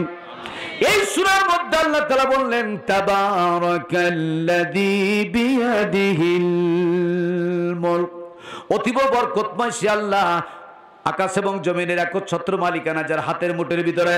ওহু আলা কুল্লি শাইইন কাদির, ইয়াজিউ লাইক বেস্ট ফাআলুল লিমা ইউরিদ, যা খুশি যেমনে খুশি তেমনি আল্লাহ তা বানাতে পারেন। এই ক্ষমতা কার? একটা বার জোরে বলবেন না সমস্ত ক্ষমতার মালিক কে? জোরে জোরে বলুন সমস্ত ক্ষমতার মালিক কে? আল্লাহ তাআলা। সাইফুল ভাই প্রথমে আলোচনা করতে গিয়ে মাত্র 2 মিনিট আলোচনা করেছেন, তারপরে কালেকশন শুরু করেছেন। আলোচনা করেছে 2 মিনিট শিরকের ব্যাপারে, কবরে দান, গোরস্থানে দান আর মসজিদে দান, এই ব্যাপারে আলোচনা করতে পাই নাই, দান উঠাইতে শুরু করেছেন। আমার মায়েরা আমার কাছে শুনুন, আল্লাহ তাআলা বলছেন লা তুশরিক বিল্লাহ, এই লামে তাকিদ ব্যবহার করছেন, খবরদার কোন অবস্থাতে আমি আল্লাহর সাথে শিরিক করো না। এই ঘোষণা কার? ইন্নাশ শিরকা লা যুলমুন আযীম। শিরিক হচ্ছে একটা বড় ধরনের পাপ, জুলুম, ঠিক না বেঠিক? এই কথা কেন বললাম এখানে? এই যে কিছুক্ষণ আগে আপনারা বললেন যে সমস্ত ক্ষমতার একচ্ছত্র মালিক আল্লাহ, একটু জোরে বলেন আল্লাহ। এই কথার মধ্যে কারো সন্দেহ আছে? যদি কেউ বলে বাসির বা আব্দুল বাসিরের মতো লোকেরা এই সমস্ত ক্ষমতার মালিক, ঠিক হবে? শিরিক হবে না? কথা বলেন, শিরিক হবে না? শিরিক হবে। যদি তাই হয়, আপনারা বললেন সমস্ত ক্ষমতার মালিক আল্লাহ, এই কথার মধ্যে কোনো সন্দেহ নাই। কিন্তু রাষ্ট্রীয় দায়িত্বশীল কিছু ব্যক্তিরা আছে, তারা আমাদেরকে শিরিকের রাস্তায় পৌঁছে দেয়। সেটা কিভাবে? সেটা কিভাবে? আল্লাহ বললেন আন্নাল কুওয়াতা লিল্লাহি লিল্লাহি, আল্লাহ তোর হায়াত দাস বাজিরে একটা পাইছি তো খালি, আন্নাল কুওয়াতা লিল্লাহি জামিয়া, কেবলমাত্র শুধুমাত্র সর্ব ক্ষমতার মালিক আমি আল্লাহ, ঠিক না ঠিক? আর আমাদের মতো রক্তে গড়ে মাংসে গড়ে রক্ত তৈরি করা মানুষ যারাকে আমরা নেতৃত্ব দিয়েছি অথবা তারা নিয়েছে, যেটাই হোক, এরকম দায়িত্বশীলেরা কি করে? তারা বলে religious is the opium of the people, জনগণ হচ্ছে সমস্ত ক্ষমতার মালিক। জনগণ সমস্ত ক্ষমতার মালিক, এ কথা বলে না? বলে না? এ কথা শুনেছেন না শুনে নাই? তাহলে তারা যে বলে জনগণ সমস্ত ক্ষমতার মালিক, আর আল্লাহ বলছে আন্নাল কুওয়াতা লিল্লাহি জামিয়া, সমস্ত ক্ষমতার মালিক আমি আল্লাহ। তাহলে এই নেতা, যে নেতা বলবে সমস্ত ক্ষমতার মালিক জনগণ, 100% আপনাকে শিরকের মধ্যে ঢুকাই দিল, ঠিক কিনা? চেয়ারে বসা ভাইরা একটু বলেন না, ঠিক না ঠিক? তাহলে যেই নেতারা তার কর্মী বাহিনীকে ইচ্ছাকৃত শিরকের মধ্যে প্রবেশ করায়, ওই রকম নেতা বাংলার জমিন আমরা চাই না। আমরা শিরক মুক্ত বাংলাদেশ চাই। কথা বলেন না, ঠিক না ঠিক? আল্লাহ আমাদেরকে এরকম নেতা দেখার তৌফিক দিন, বলেন আমিন। শিরক মুক্ত না হতে পারলে আপনার অবস্থা খুব খারাপ হবে। আর দুনিয়া ওয়াল আখিরা, উভয় জগতে কোনো ইবাদত আপনার আল্লাহ দরবারে পৌঁছবে না। আমার ভাইয়েরা, যিনি মালিক হবেন সমস্ত ক্ষমতার মালিক যিনি হবেন, তাফসীর ফি জিলালিল কোরআনের মধ্যে প্রথমত তার গুণ দুইটা থাকা লাগবে। জোরে বলুন কয়টা? একটু জবান খুলে জোরে বলা লাগবে কয়টা? এক নাম্বার গুণ কি? আল্লাহ তাআলা বললেন ওয়ামা মিন দাব্বাতিন ফিল আরদি ইল্লা আলাল্লাহি রিজকুহা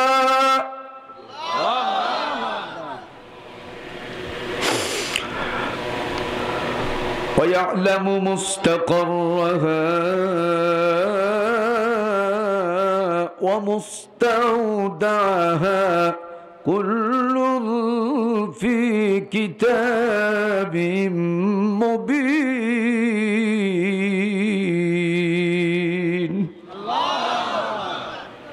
এই ঘোষণা কার? আল্লাহ তাআলা বললেন সার্বভৌমত্বের মালিক যিনি হবেন প্রথমত গুণ দুটা থাকা লাগবে। এক নম্বর হলো ওয়ামা মিন দাব্বাতিন ফিল আরদ, জমিনের উপরে যতগুলি জান্ডা প্রাণী আছে, জিন্দা প্রাণী আছে, চলমান প্রাণী আছে, জমিনের উপরে যতগুলি প্রাণী আছে, জমিনের তলদেশে ওর চাইতে কম নাই, বরং আরো বেশি আছে। এত আস্তে ঠিক বললে কেমনে আওয়াজ হবে বলেন তো? কথা বলে ঠিক কিনা? এই তো এরকম হয়েছে, এভাবে থাকবেন। আমার ভাইরা, ফরেস্ট এলাকায় যত প্রাণী আছে, জমিনের তলদেশে, সমুদ্রের তলদেশে এমন বড় বড় প্রাণী আছে, নীলতিমি হাঙ্গর থেকে শুরু করে যাদের 24 আওয়ার 24 ঘন্টার মধ্যে তাদের 4 টন খাবার দরকার। কয় টন? আরো জোরে। 4 টন খাবার খাবে। 1 টন কত তো হয় কি জানেন? শুধু 27 মণ, 27.5 মণ। এই তো 1000 কেজি। কেজিতে 1000 কেজি। তাহলে একটা মাছ, প্রাণী বিজ্ঞানীরা বলেছেন একটা মাছ সামুদ্রিক কতগুলি জন্তু আছে যা 24 ঘন্টার মধ্যে 4 টন থেকে 5 টন খাবার খায়। আস্তে সুবহানাল্লাহ বলেন। হায় হায় হায়, জোরে বলেন না সুবহানাল্লাহ। আল্লাহ বললেন সকালবেলা নীলতিমি হাঙ্গর খালি পেটে বাসা থেকে বের করে দিলাম। ওদের কোনো খাদ্য গুদাম নাই, আছে নাকি? ওদের কোনো খাদ্য গুদাম নাই, ব্যাংক ব্যালেন্স নাই, জমা নাই, খাবার নাই। আল্লাহ পাক বললেন সকালবেলা খালি পেটে আমি বের করলাম, সূর্য ডোবার আগ দিয়া 4 টন খাবার খাওয়ায়া যিনি বাড়িতে তাকে ফেরত দিলেন তার নাম কি? আল্লাহ। তাবারাকাল্লাযী বিয়াদিহিল মুলক। আল্লাহু আকবার। জোরে বলেন না আল্লাহু আকবার। আমার মায়েরা শুধু তাই না, ডক্টর জাকির নায়েক নাম শুনছেন না শুনে নাই? আল্লাহ যেখানে তুমি তাকে রাখো, ডক্টর জাকির নায়েক আল্লাহ তুমি সুস্থ রাখো। আল্লাহ কুদরতি হাতে তুমি তাকে হেফাজত করো। যুগে যুগে ইসলামের জন্য এক একটা আল্লাহ নিয়ামত পাঠান। গোটা বিশ্বের মুসলমানের জন্য উন্নত মানের নিয়ামত হলো ডক্টর জাকির নায়েক। চিৎকার মেরে বলেন ঠিক কিনা? আমার ভাইরা 146টি কিতাব তিনি লিখেছেন। আর 6ষ্ঠ নাম্বার সিরিজ একটা কিতাব, যে কিতাবের মধ্যে সুন্নত বনাম বিজ্ঞান, কিতাবটার নাম হলো সুন্নত বনাম বিজ্ঞান। 425 জন বিজ্ঞানী ইসলাম কবুল করেছে। যারা বলেন সুবহানাল্লাহ। পড়বেন, লেখাপড়া করবেন, লেখাপড়া করবেন, এটার চেয়ে বড় সম্পদ নাই। আমার ভাইরা 9 জন বিজ্ঞানী চ্যালেঞ্জ করলো, যেমন কপারনিকাস, গ্যালিলিও, লেনিন, মাওসেতুন, কেরডঙ্গা, ডোমার, এড্রো, জুথার, এইরকম মাইকেল রাইটার্সের নেতৃত্বে 9 জন বিজ্ঞানী তারা সমুদ্রের পাশে দাঁড়ায়া আল্লাহর নবীকে মিথ্যা প্রতিপন্ন করার জন্য চ্যালেঞ্জ ঘোষণা করলো। 2 মাসের প্রস্তুতি নিল। 100 থেকে 1000, 100 থেকে 1000 পাওয়ারের বাল্ব সাথে নিল, অক্সিজেন সাথে নিয়া আল্লাহ পাক যেহেতু কোরআনে বলছেন মারাজাল বাহরাইনি ইয়ালতাকিয়ানি বাইনাহুমা বারযাখুল লা ইয়াবগিয়ান ফাবিআইয়ি আলাই রাব্বিকুমা রব্বিকুমা তুকাযিবান। সমুদ্র, এই সমুদ্রের একদিকের পানি হলো লোনা নুনতা, আর একদিকের পানি হলো মিষ্টি। ঠিক না বেঠিক? ভাইরা আমার, তাকান আমার দিকে। কোন সমুদ্রের মিষ্টি পানিগুলি যদি নোনতার এলাকা চলে যায় সুনামির ঢেউয়ের অথবা ঝোড়ো হাওয়ার মাধ্যমে সমুদ্রের অন্যদিকে চলে যায় মিঠা পানিগুলা নোনতার দিকে, নোনতা পানি মিষ্টি পানিকে নোনতা বানাতে পারবে না, আর নোনতা পানি মিষ্টি পানিকে নোনতা বানাতে পারবে না। এর একটা মাত্র কারণ, শুধুমাত্র কারণ, চিৎকার করে বলুন না, সমুদ্রের পানিতে হুকুম মানে কার? তাবারাকাল্লাযী বিয়াদিহিল। ঠিক আছে না? কথা বলেন একটু, ঠিক আছে? আমার ভাইরা, মাইকেল রয়টার্সের নেতৃত্বে 9 জন বিজ্ঞানী এই সমুদ্রের ভিতরে গিয়ে প্রমাণ করবে মুহাম্মদ মিথ্যা, নবী মিথ্যা। জোরে বলেন নাউজুবিল্লাহ। এরকম 100 থেকে 1000, 100 থেকে 1000 পাওয়ারের বাল্ব সাথে নিয়ে, অক্সিজেন সাথে নিয়ে সমুদ্রের 1.5 কিলোমিটার নিচে যখন গেল, আর সেখানে যাওয়ার পরে পানির ঘনত্বর কারণে, পানির গাঢ়ত্বর কারণে, আমার ভাইরা এই কথাটা লেখা নাই, কিন্তু আমি বোঝার জন্য বলি, আমাদের এলাকায় তেল দিয়া জলে কোনো লাইট থাকে না, কি বলে, কাঁচ থাকে না, এরকম একটা বলে বাতি, কেউ বলে চারাক, কেউ বলে কুপি। আপনারা কি বলেন? আমি কি বোঝাতে পেরেছি? কোনো কাঁচের কোনো থাকবে না, এমনিতে জলে, কিন্তু তেল থাকে ভিতরে, এতটা কোটের ভিতরে, ওটা কি বলে? বাতি। আচ্ছা, চারাক বলে, বাতি বলে, কুপি বলে, ইত্যাদি ইত্যাদি। আমার ভাইরা, ওই বাতি জ্বলবে যতক্ষণ ওর ভিতরে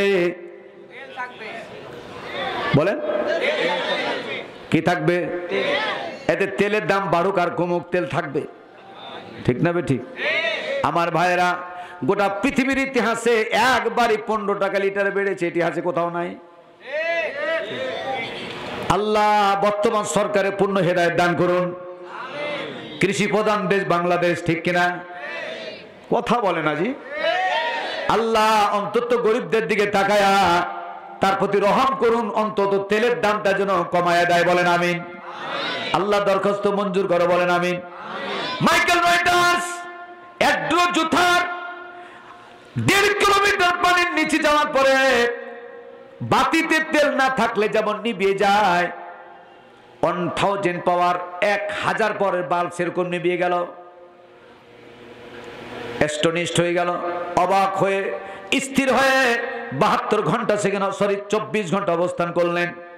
একড্রো নামক বিজ্ঞানী তখন বললেন, আমার চোখটা যদি আমাকে ফাঁকি না দেয়, আমি সুদূরে নিচের দিকে আমি একবার তাকায় দেখলাম একটা লাইট মাঝে মধ্যে একবার জ্বলে, একবার নিভায়, একবার জ্বলে, একবার নিভায়। কণ্ঠে কাঁদবা, পৃথিবীর কোনো শব্দ না গেলেও তোমার কান্না তোমার মার বুকে চলে যাবে, তোমার মার জ্ঞান ফিরে যাবে, আর চিৎকার করে বলবে, কই রে আমার কলিজার টুকরা, কই, আমার হাতে দাও, আমাকে একটু দেখাও। মা আত্মনাদ করে কান্না শুরু করবে, একটু দেখাও। ব্যথার জনিত কারণে ওই মার সামনে যখন বাচ্চা নিয়ে আসা হয়, একদিক দিয়ে চোখে পানি, আর একদিক দিয়ে মুখে মুচকি হাসি, তাবাসসুম হাসি। মনের অজান্তে ময়লা যুক্ত ওই বাচ্চার গালে মা চুমু দিয়া দেয়। আর ও আমার আত্মীয়রা, ও আমার বোনেরা, তোরা জানিস না, আল্লাহর কসম রে, আমার কলিজার টুকরা নয়ন নিপুলি, তার নিষ্পাপ চোখটা যেমন আমার চোখে পড়েছে, তার নীলাভ চোখটা যেমন আমি দেখতে পেয়েছি, আমার কলিজার টুকরার চেহারা যেমন দেখতে পেয়েছি, 10টি মাসের পেটে রাখা ব্যথা বেদনা আর প্রসব বেদনা, আল্লাহর কসম আমি সব ভুলে গেছি। এ কথা ঠিক না বেঠিক? আর দুনিয়া, আল্লাহ নবী স্পষ্ট বললেন, দুনিয়াতে যত নিয়ামত আছে, সমস্ত নিয়ামতের মধ্যে শ্রেষ্ঠ নিয়ামত হলো মা বাপ। মান ক্বালা রাসূলুল্লাহ সাল্লাল্লাহু আলাইহি সাল্লাম হুমা জান্নাতুকা ওয়া নারুকা, আও কামা ক্বালা নবী সাল্লাল্লাহু আলাইহি সাল্লাম। আমার ভাইরা, নবীজি বললেন, তোমার পিতামাতাই হলো তোমার জন্য জান্নাত, আর তোমার পিতামাতাই হলো তোমার জন্য জাহান্নাম। চিৎকার মেরে বলেন ঠিক কিনা? আমার নবী আরো বললেন, আল্লাহ পাক আরো বললেন, ও বান্দারে, এই পৃথিবীতে মেহমান যখন আসলো, এই বাচ্চা যখন আসলো, আসার পরে পরে দুনিয়ার কেউ চিন্তা করলো না কি খাওয়াবে। কোরমা খাবে না, বিরিয়ানি খাবে না, পোলাও খাবে না, গোস্ত খাবে না, মাখন খাবে না, মাছ ভাজা খাবে না, কোনো কিছু বিরিয়ানি খাবে না। কি খেলে সুস্থ থাকবে?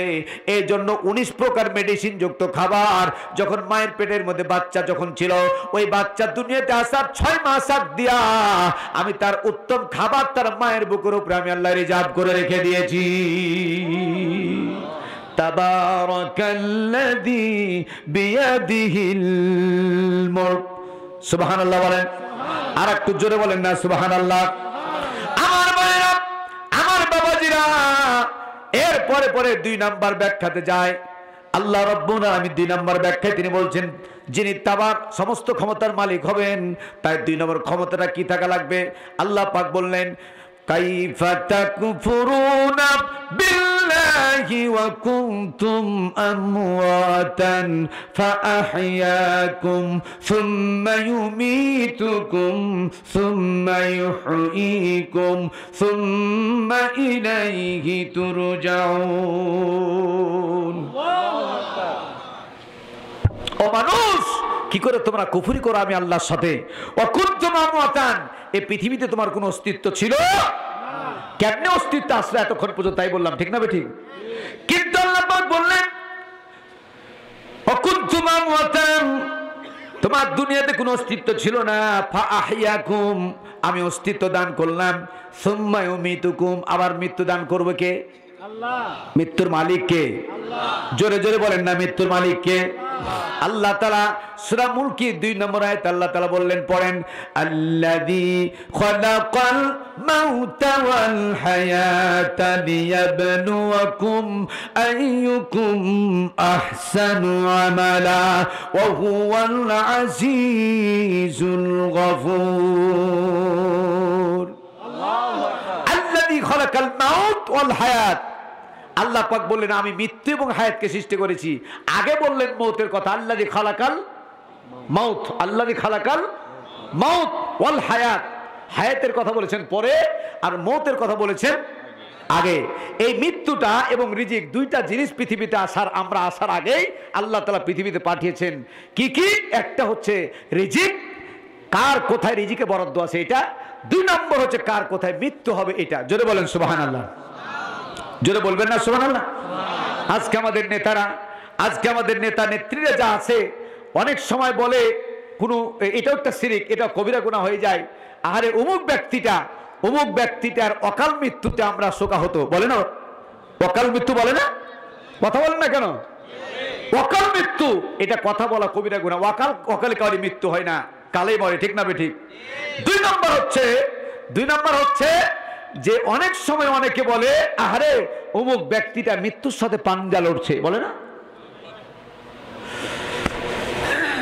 কেন যেন আজকে আমার এত কষ্ট হচ্ছে বুঝতে পারছি না আমি। মৃত্যুর সাথে পাঞ্জা লড়ছে, বলে না? বলে না? এই যে পাঞ্জা লড়া, এই শব্দ কত মারাত্মক শব্দ, এদিকে আপনি খেয়াল করছেন? খেয়াল করেন নাই? আমার 6ষ্ঠ নম্বর সিরিজ যে কিতাবটা লিখছিলাম, ওইটা ওই যে আমলের জগতে মনে মুক্তার ভান্ডার, এই কিতাবটা লিখতে গিয়ে এক সময় এই শব্দটার ব্যাখ্যা আমি পাচ্ছিলাম না। আমার এক ক্লাসমেট, সে আল হাজার বিশ্ববিদ্যালয় তিনি লেখাপড়া করছিলেন সেই সময়। ওই সময় আমি তাকে জিজ্ঞেস করলাম, দোস্ত এই পাঞ্জালারা শব্দের অর্থটা তুমি কোথায় কিভাবে পাওয়া যাবে, একটু অ্যাপ্রোপ্রিয়েট অর্থ যেন হয়, যেহেতু বই লেখার ব্যাপারে এটা আমাকে তুমি সহযোগিতা করো। তখন তিনি বললেন যে একটা ডিকশনারি আছে, অক্সফোর্ড ডিকশনারি। অক্সফোর্ড ডিকশনারির 121 পৃষ্ঠা, 121 পৃষ্ঠা 17 লাইন পরে 11টা শব্দ পরে এই শব্দটা আছে পাঞ্জালারা। আর পাঞ্জালারা শব্দের অর্থ হচ্ছে প্রতিযোগিতা করা। কি করা? আর একটু জোরে বলেন, প্রতিযোগিতা করা। তো মৃত্যু আছে কার পক্ষ থেকে? জোরে বলেন। তো আল্লাহর পক্ষ থেকে মৃত্যু আসলো, সলিমুদ্দিন তুমি প্রতিযোগিতা করবা? এটা কি সম্ভব? এটা কি সম্ভব? তাহলে মৃত্যুর সাথে পাঞ্জা লড়ছে কথা বলা কবিরা গুনাহ। সাজেশন কি? খালি ভুল ধরলে তো হবে না, সাজেশন দিতে হবে, ঠিক না ঠিক? তাহলে মৃত্যুর সাথে পাঞ্জা লড়ছে কথা বলা যাবে? কি বলতে হবে?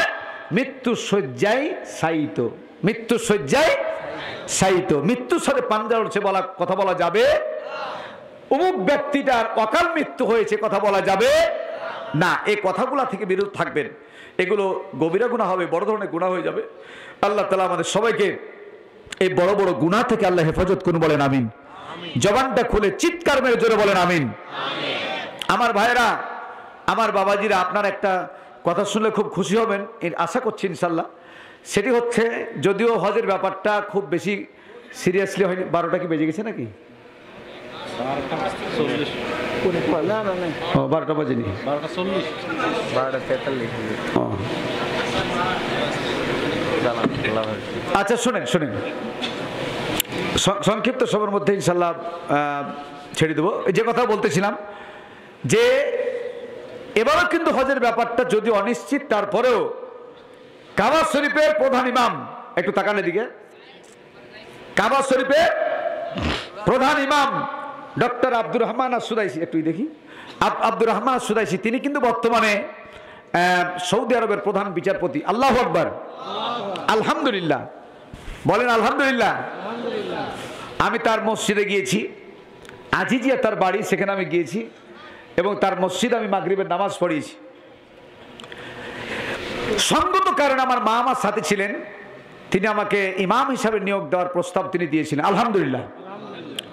আমার মা অনুমতি দেন নাই যে আমি তোমাকে খুব জেহাদ করে কষ্ট করে আলেম বানিয়েছি, তোমার জানাজা আমার নসিবে হবে না, এরকমটা আমি করতে চাই না। যা হোক, সে অনেক লম্বা ঘটনা। তো তিনি সেই সময় থেকে একটা সম্পর্ক হয়ে যায়।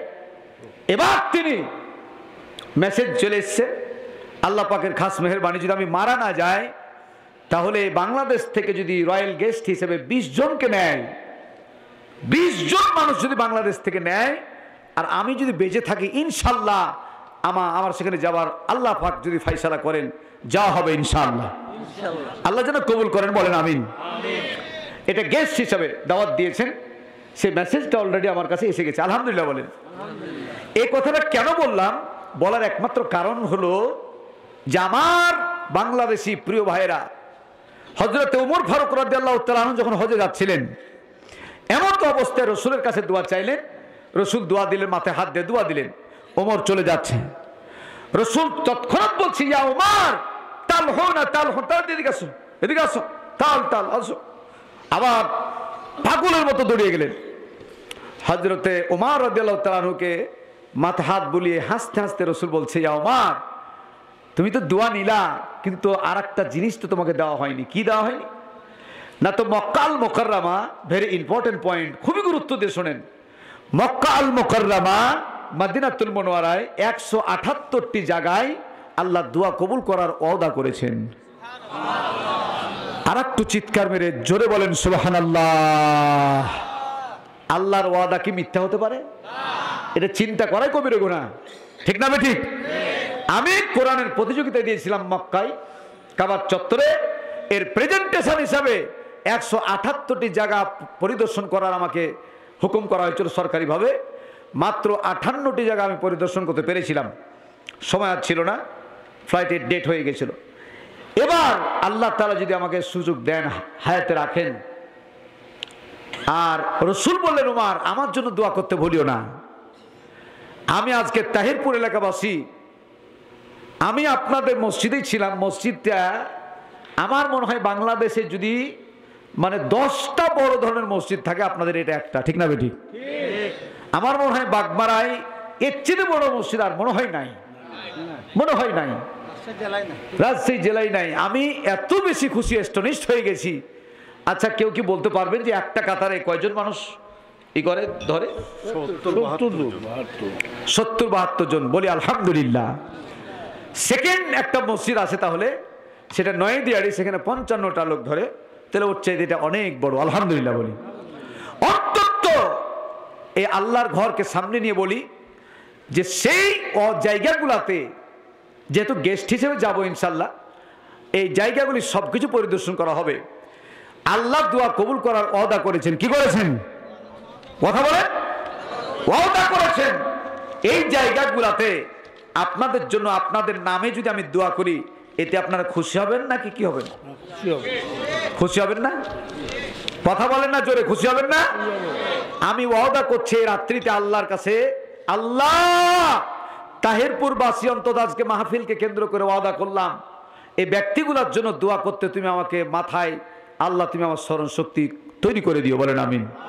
আল্লাহ আমি যেন না ভুলে যাই, বলি আমিন। আল্লাহ আমি আমানত হিসেবে গ্রহণ করছি, আল্লাহ কবুল করেন, বলেন আমিন। জোরে বলবেন না আমিন? কিছু কিছু সংখ্যক ব্যক্তির নাম আমি যদি লিখে নিয়ে যাই আমি বলতে পারবো এখানে এখানে কিছু কথা আপনারা অ্যাস্টনিশড হবেন, অবাক হবেন যে তাকানের দিকে 4842টা পিলার ছিল আগে কাবা শরীফের চতুর্দিকে, 4842, এখন কিন্তু 1313টা বেড়েছে, এক্সটেনশন করেছে, বেড়েছে এটি। সেই সময় কত নম্বর পিলারে কোন আয়াত নাজিল হয়েছে, যেমন রোকনে আমিনি থেকে 1-2 করে সিরিয়ালে 1-2 করে 13 নম্বর পর্যন্ত, সেখানে 13, 14, 15 ওটা ছিল বাবে উম্মেহানি, যেখানে রসুলের ফুফুর বাড়ি ছিল, যেখানে আয়াত নাজিল হয়েছিল সুবহানাল্লাযী আসরা বিআবদিহি লাইলাম মিনাল মাসজিদিল হারাম ইলাল মাসজিদিল আকসা। জোরে বলেন সুবহানাল্লাহ। এইরকম হেরেম শরীফে 2 রাকাত নামাজ পড়ে অন্তত তাহিরপুরবাসীর জন্য যদি দোয়া করি, 2 রাকাত নামাজ মানে 2 লক্ষ রাকাত নামাজ। এ কথা ঠিক না? ঠিক। 2 রাকাত মানে কি? 2 লক্ষ রাকাত নামাজ। আমি ওয়াদা করলাম আল্লাহ, আমি ওয়াদা করলাম তাহিরপুর এলাকাবাসীর জন্য সেখানে আমি দোয়া করব ইনশাআল্লাহ। আল্লাহ কবুল করুন, বলেন আমিন।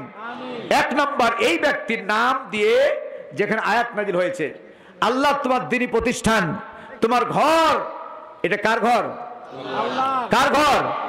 কিয়ামতের ময়দানে একটা ট্রেন দিবে আল্লাহ, জান্নাতি ট্রেন, জান্নাতীদের জন্য। তাকানের দিকে এই ট্রেনের, আমাদের দেশীয় ট্রেনের বিদেশি ট্রেনের সব ইঞ্জিন আছে না নাই? এই জান্নাতীদের জন্য যে উল্লেখযোগ্য ট্রেন থাকবে তার ইঞ্জিন হবে কাবা শরীফ, সুবহানাল্লাহ বলেন। আর সমগ্র বিশ্বের জুমা মসজিদগুলি হবে বগি, এই বগিগুলোতে নাম ধরে ধরে ডাকবে, নাম ধরে ধরে ডেকে আপনাকে উঠাবে, সুবহানাল্লাহ বলেন। আর এই ইঞ্জিনের, এই ট্রেনের গন্তব্যস্থান হচ্ছে আল্লাহর জান্নাত। আল্লাহু আকবার, জোরে বলেন না আল্লাহু আকবার। কাবা শরীফের চত্বরে 1 নম্বরে ওই 4টি পিলারের মধ্যখানে আমি কথা দিলাম, ওয়াদা করলাম আল্লাহর সামনে, যে ব্যক্তি 20,000 টাকা এই প্রতিষ্ঠানটাকে দিবেন তার জন্য 2 রাকাত নামাজ পড়ে আমি সেখানে আল্লাহর কাছে দোয়া করব ইনশাআল্লাহ। আল্লাহ কবুল করে, বলেন আমিন। এতগুলি মানুষের পক্ষ থেকে একজন মানুষটা কে হতে পারেন? এতগুলি মানুষের পক্ষ থেকে একজন আল্লাহর কোন মায়ের সন্তান, কোন সৌভাগ্যবান সন্তান হতে পারেন যে হুজুর আমার জন্য এই নামটা লিখে নিয়ে যান, আমি বিপদে আছি, মুসিবতে আছি, ছেলে নাই, মেয়ে নাই, ইত্যাদি যে কোনো কারণ। আপনি ভালো জানেন এই 20,000 টাকার কারণে 10 লক্ষেরও বেশি বিপদ থেকে আল্লাহ আপনাকে বাঁচাতে পারেন কিনা? জোরে বলেন। মাত্র 5টা মিনিট একটু সময় দেন, আবার এগিয়ে যাবো আমার আয়াতের দিকে। এই ব্যক্তিটা কে হতে পারেন? একজন ব্যক্তি। বলেন তো দেখি, আজকে দিতে হবে, কালকে দিতে হবে সেটা না, আপনি সময় নেবেন, 5 মাস, 6 মাস, 8 মাস, 1 বছর টাইম নেবেন, মাসে মাসে দিবেন। কি আছেন ব্যক্তিটা?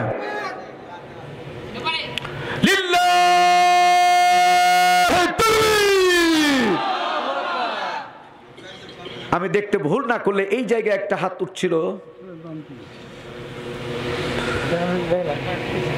একটু বসাবো করো তোমার সাথে, আসো।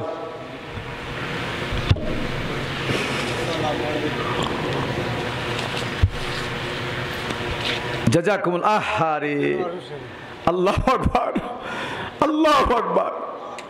ভাই মোহাম্মদ দেলোয়ার হোসেন, এলাকা কোথায়, কোনটা জানো?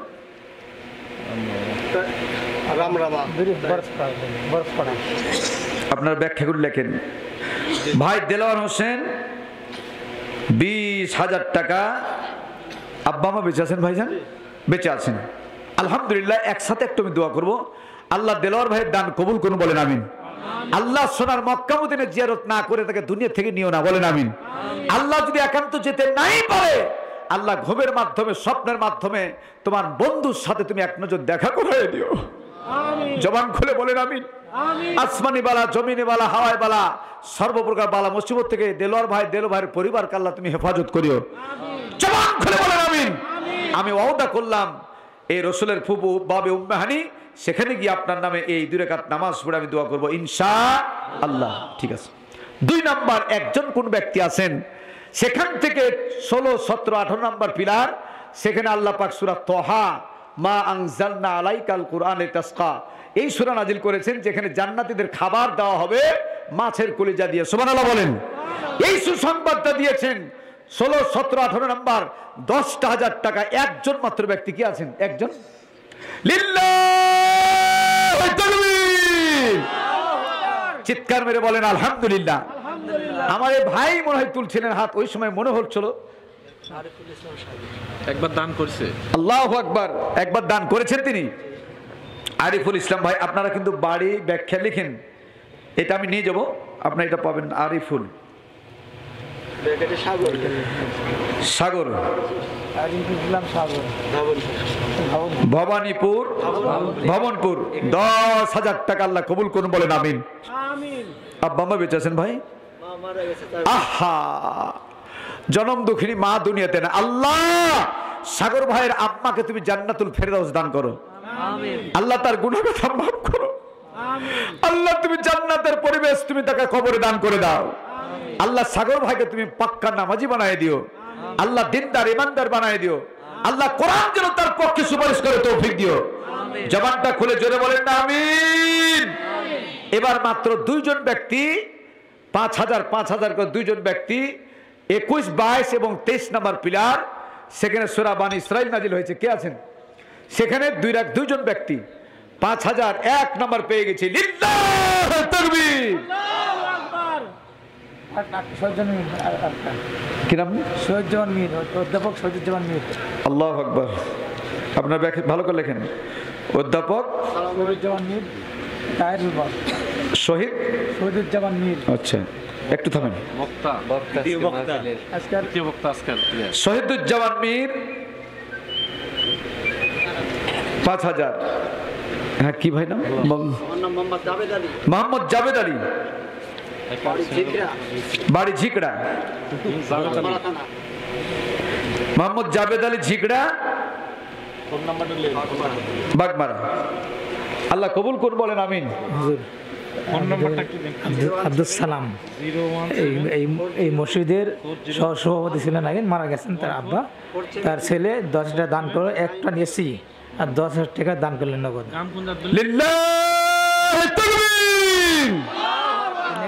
অত্র মসজিদের সম্মানিত সহসভাপতি তিনি ইন্তেকাল করেছেন। তার কলেজার টুকরা সন্তান একটা এসি, এক টন এসি, মানে একটা, হ্যাঁ 1 টন এসি না, মসজিদে 1 টন এসিতে হবে না, উনি একটা দিবে আর কি। একটা, এই কথা বলেন। 1 টন এসি মসজিদে লাগা যায় না, উনি একটা দিবেন। একটা, এখন কম পক্ষে 2 টন, উপরে আরো বড় হতে পারে। তো একটা এসি এবং 10,000 টাকা নগদ সম্মানিত সহ সভাপতি ইন্তেকাল করেছে। তার ছেলে, তার সন্তান এই মসজিদের সদস্য আছেন। বর্তমান মসজিদের সদস্য নাম হলো আব্দুল সালাম, জনাব আব্দুল সালাম সাহেব। আল্লাহ তার দানকে মঞ্জুর করুন বলেন আমিন। আল্লাহ তার জানামালে বরকত দিন বলে আমিন। আল্লাহ তার হায়াতে তৈয়বা দান করুন বলেন আমিন।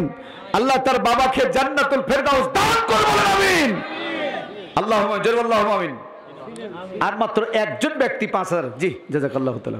আল্লাহ কবুল করুন। আর মাত্র 1 জন 5,000।